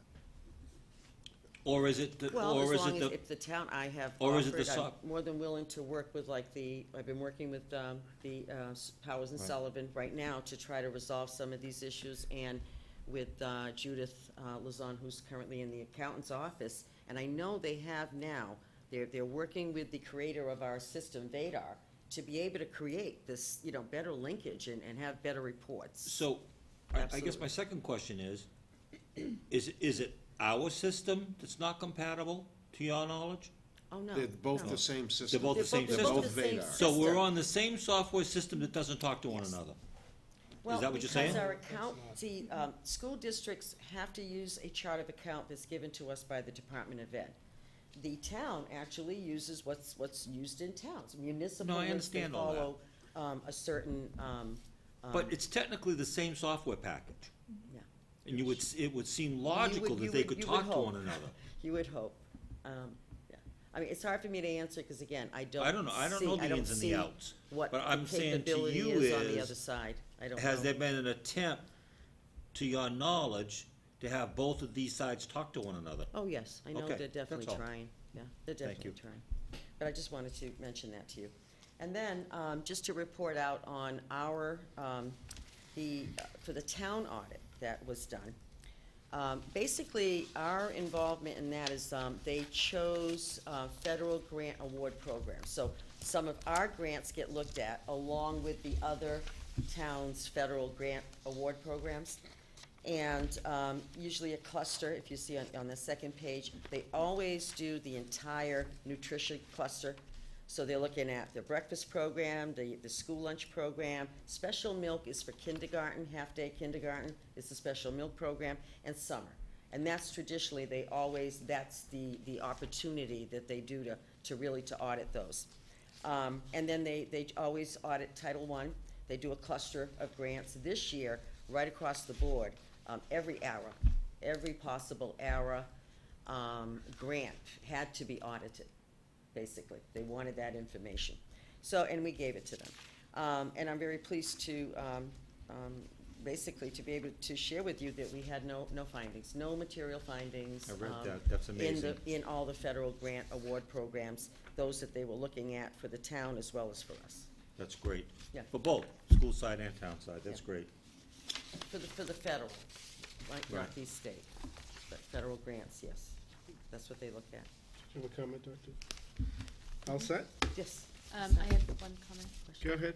The report that you just provided to us that's being passed around here, where can that be found for the public online? Is that available online to the public? No, The it ours? currently is not. No, I don't think we've The ever. one put- that's being passed around right now? That's right, no, It's not that found on one the is Justice not side, part or? of public. It's data that's collected, DESI takes the data and puts Yeah. it on their Yeah, website. on there, all this data's gonna be on the Department of Ed's. It's something that we have to go on, we put it in, it calculates it, and Yeah. it takes it, it does not give us, No. that's just a hard No. copy of the, Of what you put in. right. Of what we put in. Okay.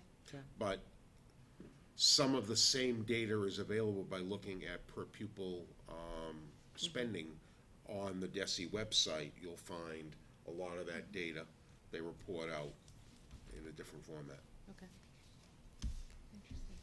That's how this is how they get the data to put onto their website, is all this collection that they do at our level for the finance portion. Thank you. All set? Thank you. Thank you. Item 10, proposed school committee meeting dates. We have that in front of us. I don't believe there were any changes. I forgot, on October 26th, Dr. Rabinovich, what was the purpose of the 5 PM? Town meeting usually, and we end up changing it earlier. That's the week That's of when town meeting, October town meeting, so since that was the night we were supposed to have a meeting, we figured we'd start earlier. We started early tonight. I'm just gonna forecast a problem. We'll make sure we have a small agenda. Yeah. Yeah, we're gonna have a smorgasbord is what we're gonna have. I'm starved. Any, Me too. any questions, any issues with the proposed dates for, from August 3rd to June 20th, 2012? Just wanna know why is that normal, we don't have a meeting in the whole month of July? Yes, it's summer. The Right. chair, Yes. We, in the past, I guess it's up to the chair. Last year, we had one. I think the prior year, we might have had, Usually one each month, but right. So I decided that 2 in August and 2 in September, Right. instead of having one. there's no meeting scheduled for July, but we, naturally, if anything occurred, we do have the option for a special meeting. So that's your gift, to take July off to get ready for August, September, and October. No other issues? I'll entertain a motion to accept these dates. So move. Second. All in favor? Aye. 500. Report of the chair. Just a couple of things on the NSBA. Dr. Sylvia, were you going to talk on that too? I have it ready, but Okay. I'll give you you don't want the long version. No, at I 9:30. can do it next week or another time. It's too much. I mean, all the workshops I went to and, Okay. you know, it's just too much tonight. All right, so we'll put that off until, that'll give you time to do both of us a formal No, I got it all done. presentation. Well, you That's the just long said, form, though. The short form is, there was a bunch of workshops that we went to, and it was very well attended, and they were very informative, and we brought back a lot of information that we'll pass on to the superintendent, and it's part of our professional development, and we really appreciate the opportunity to be able to go and to network with school boards and school committees across the entire country. So next year, we're very fortunate that the entire school committee will be able to attend because it's in Boston. And the year after that, they're starting something new, that NSBA is going to partner with the Superintendent's Association, and they're gonna combine their conferences from now on, and it will be in New Orleans, Louisiana. That's the short version. I like that version.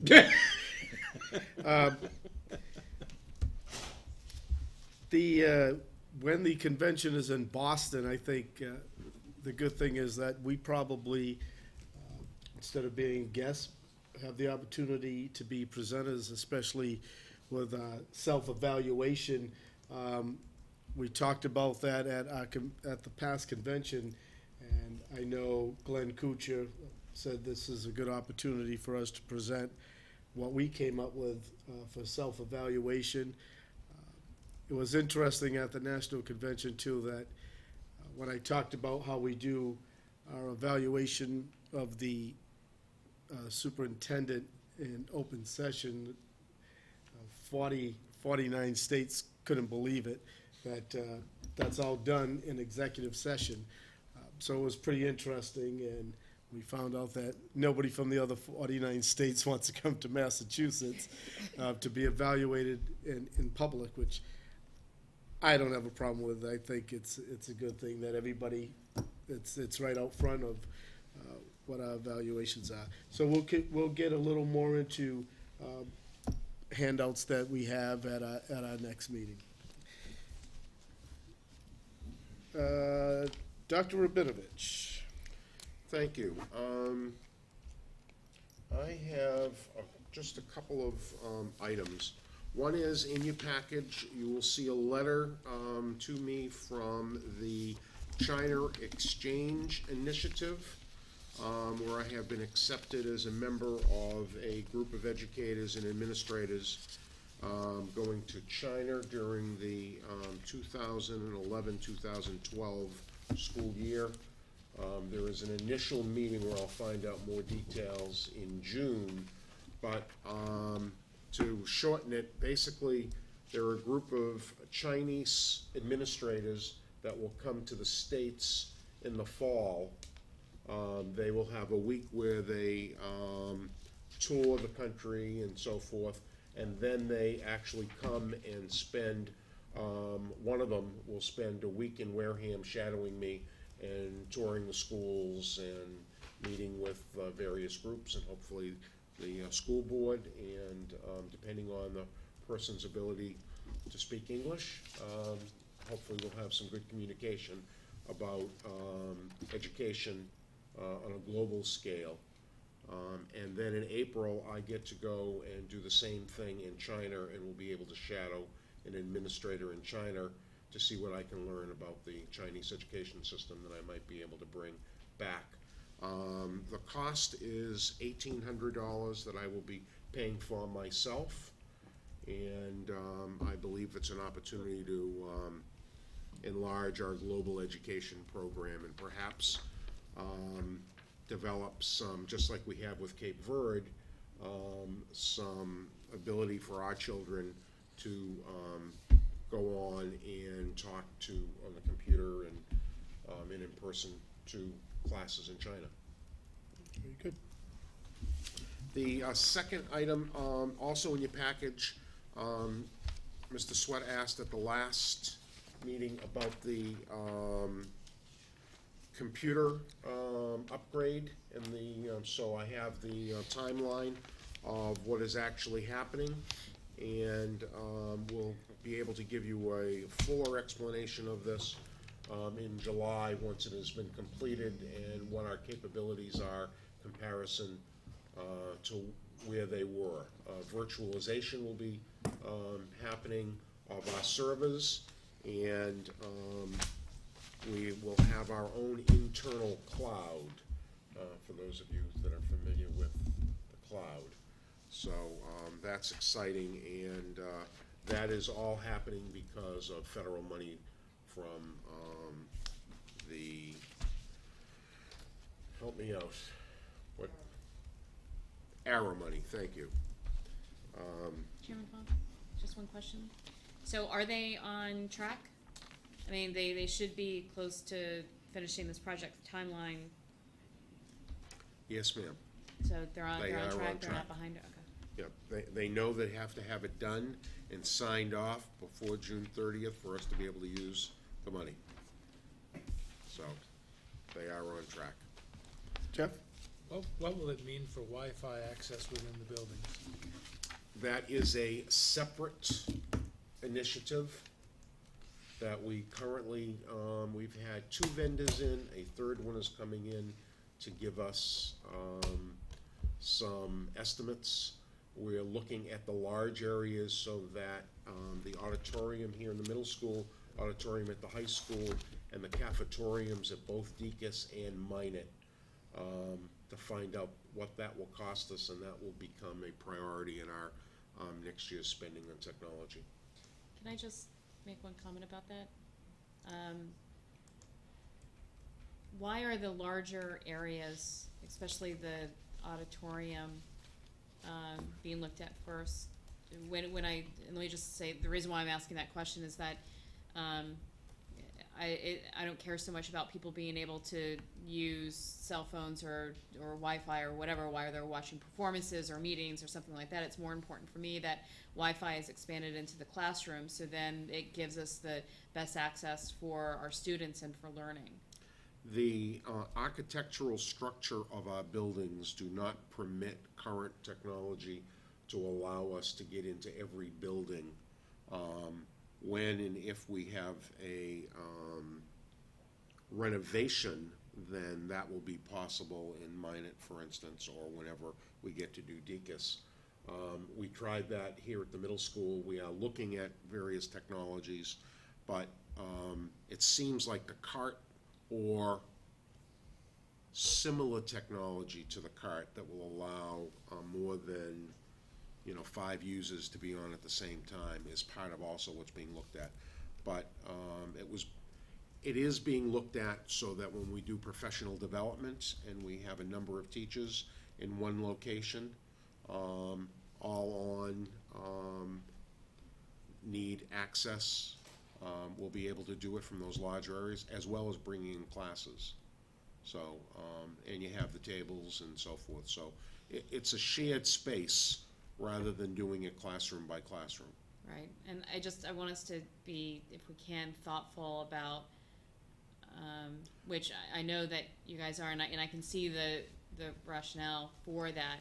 I have a strong opinion that I think that our ultimate goal is to increase the learning that happens in the school and using or in the classroom and using technology to do that. So if we are spending our funds, if we can maybe get a second or third opinion on different options that are available. I mean, there's a lot of old buildings around the country. Are there innovative ways that they're using to get it expanded into each one of the classrooms? And our technology department that's ongoing, and maybe part of that summer presentation we'll be able to answer some of those questions. Thanks. So if we're concerned about Wi-Fi in the auditorium, I'd be concerned about Wi-Fi in the classroom with every kid with a cellular It's phone more too. controlled in the classroom than it is So- in a larger areas. No, I'm not sure I agree with that, but. Okay. It will be part of the plan to I'm happy to tackle that one. to Be talk happy to to. those challenges. That's all. When till you you have a have a teenager. daughter in the 10th grade, and you'll see. I'm a 20-year-old. Advice, I'm sorry, were you done? I am, yes. Advisory reports, do we have any at this meeting? That's gonna be ongoing. Well, maybe Rhonda wants to talk about the community. Sure.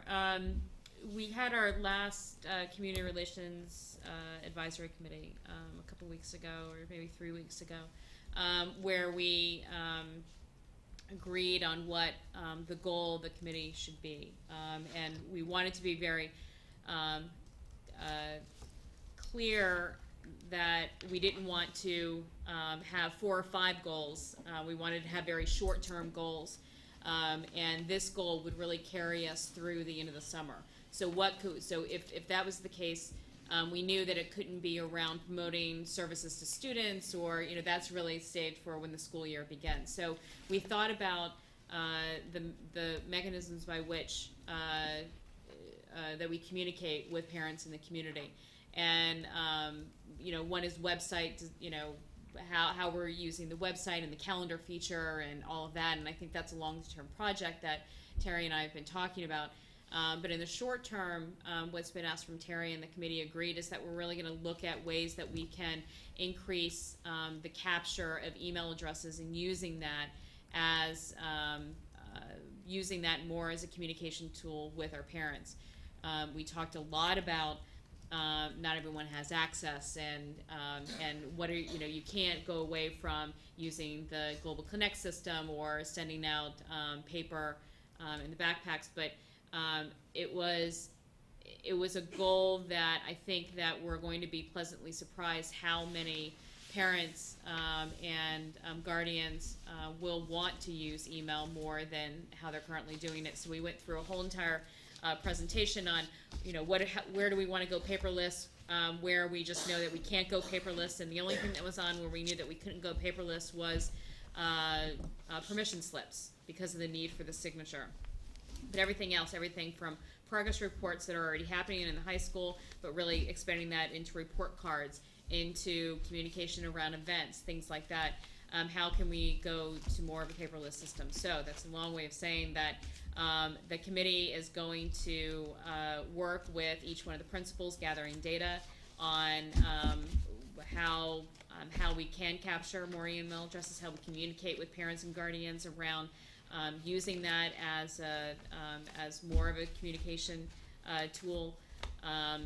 And so the first thing that I'm going to do, though, the superintendent has asked me to first meet with the curriculum group.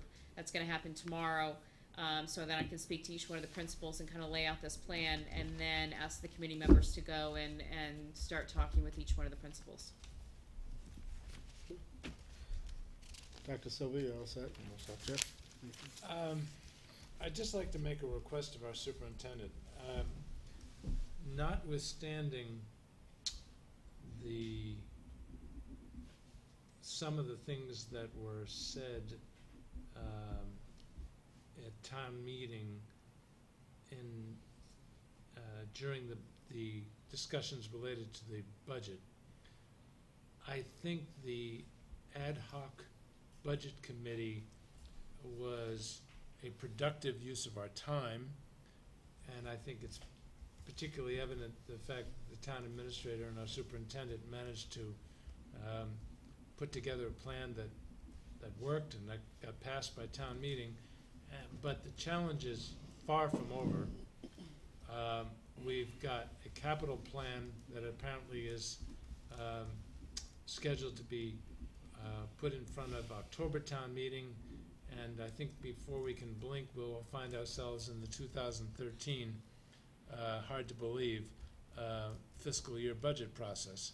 So my request, that's a long way of saying, is if you would talk to the town administrator about keeping that ad hoc committee going, and getting some feedback from the Board of Selectmen and the FinCom with respect to that, I would appreciate it, because I think it would serve the community well.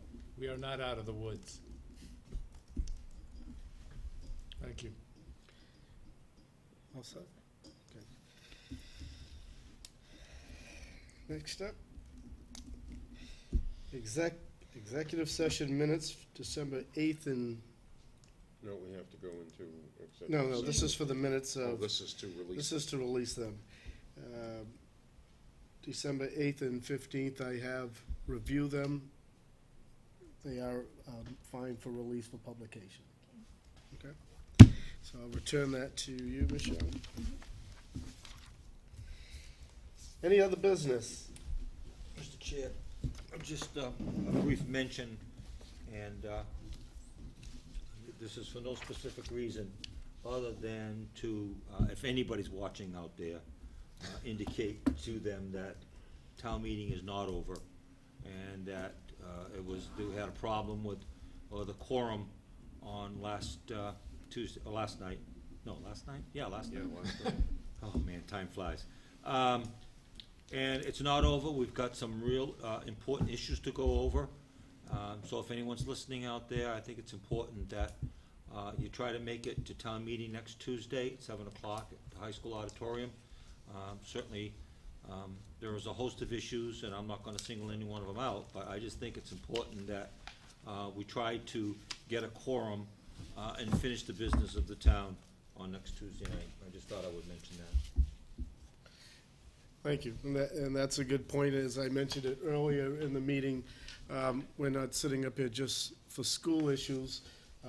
We all are residents of the town, and I know the town administrator, the Board of Selectmen, the FinCom, they work hard to try to get things done, and it's very frustrating if you go to a town meeting and the meeting's unable to go off because of 75 people in the audience. So we all need to do our part and hit that email button or make some phone calls and try to get as many people out to town meeting next Tuesday, and the same thing is gonna have to be done in October. Okay, next is, we need to vote to go into executive session for contract negotiations, at which time we will come out of executive session to vote on the contract of the superintendent. And executive session minutes, please. Pardon? And executive session minutes. Correct. May 11th. You gotta announce it. Oh, yeah, okay, executive session minutes for May 11th. Okay. Rhonda, Yes. Dr. Sylvia. Yes, if we move our location, so we can start right away. Mr. Sweat? Yes. Yes. Okay, so we will find a room across the hall. Great. To discuss this. And then we'll come back here to vote. We will come back live, and at that point, we will vote. Okay. Thank you. Have some drinks up here while we're going to this. Where is the custodian?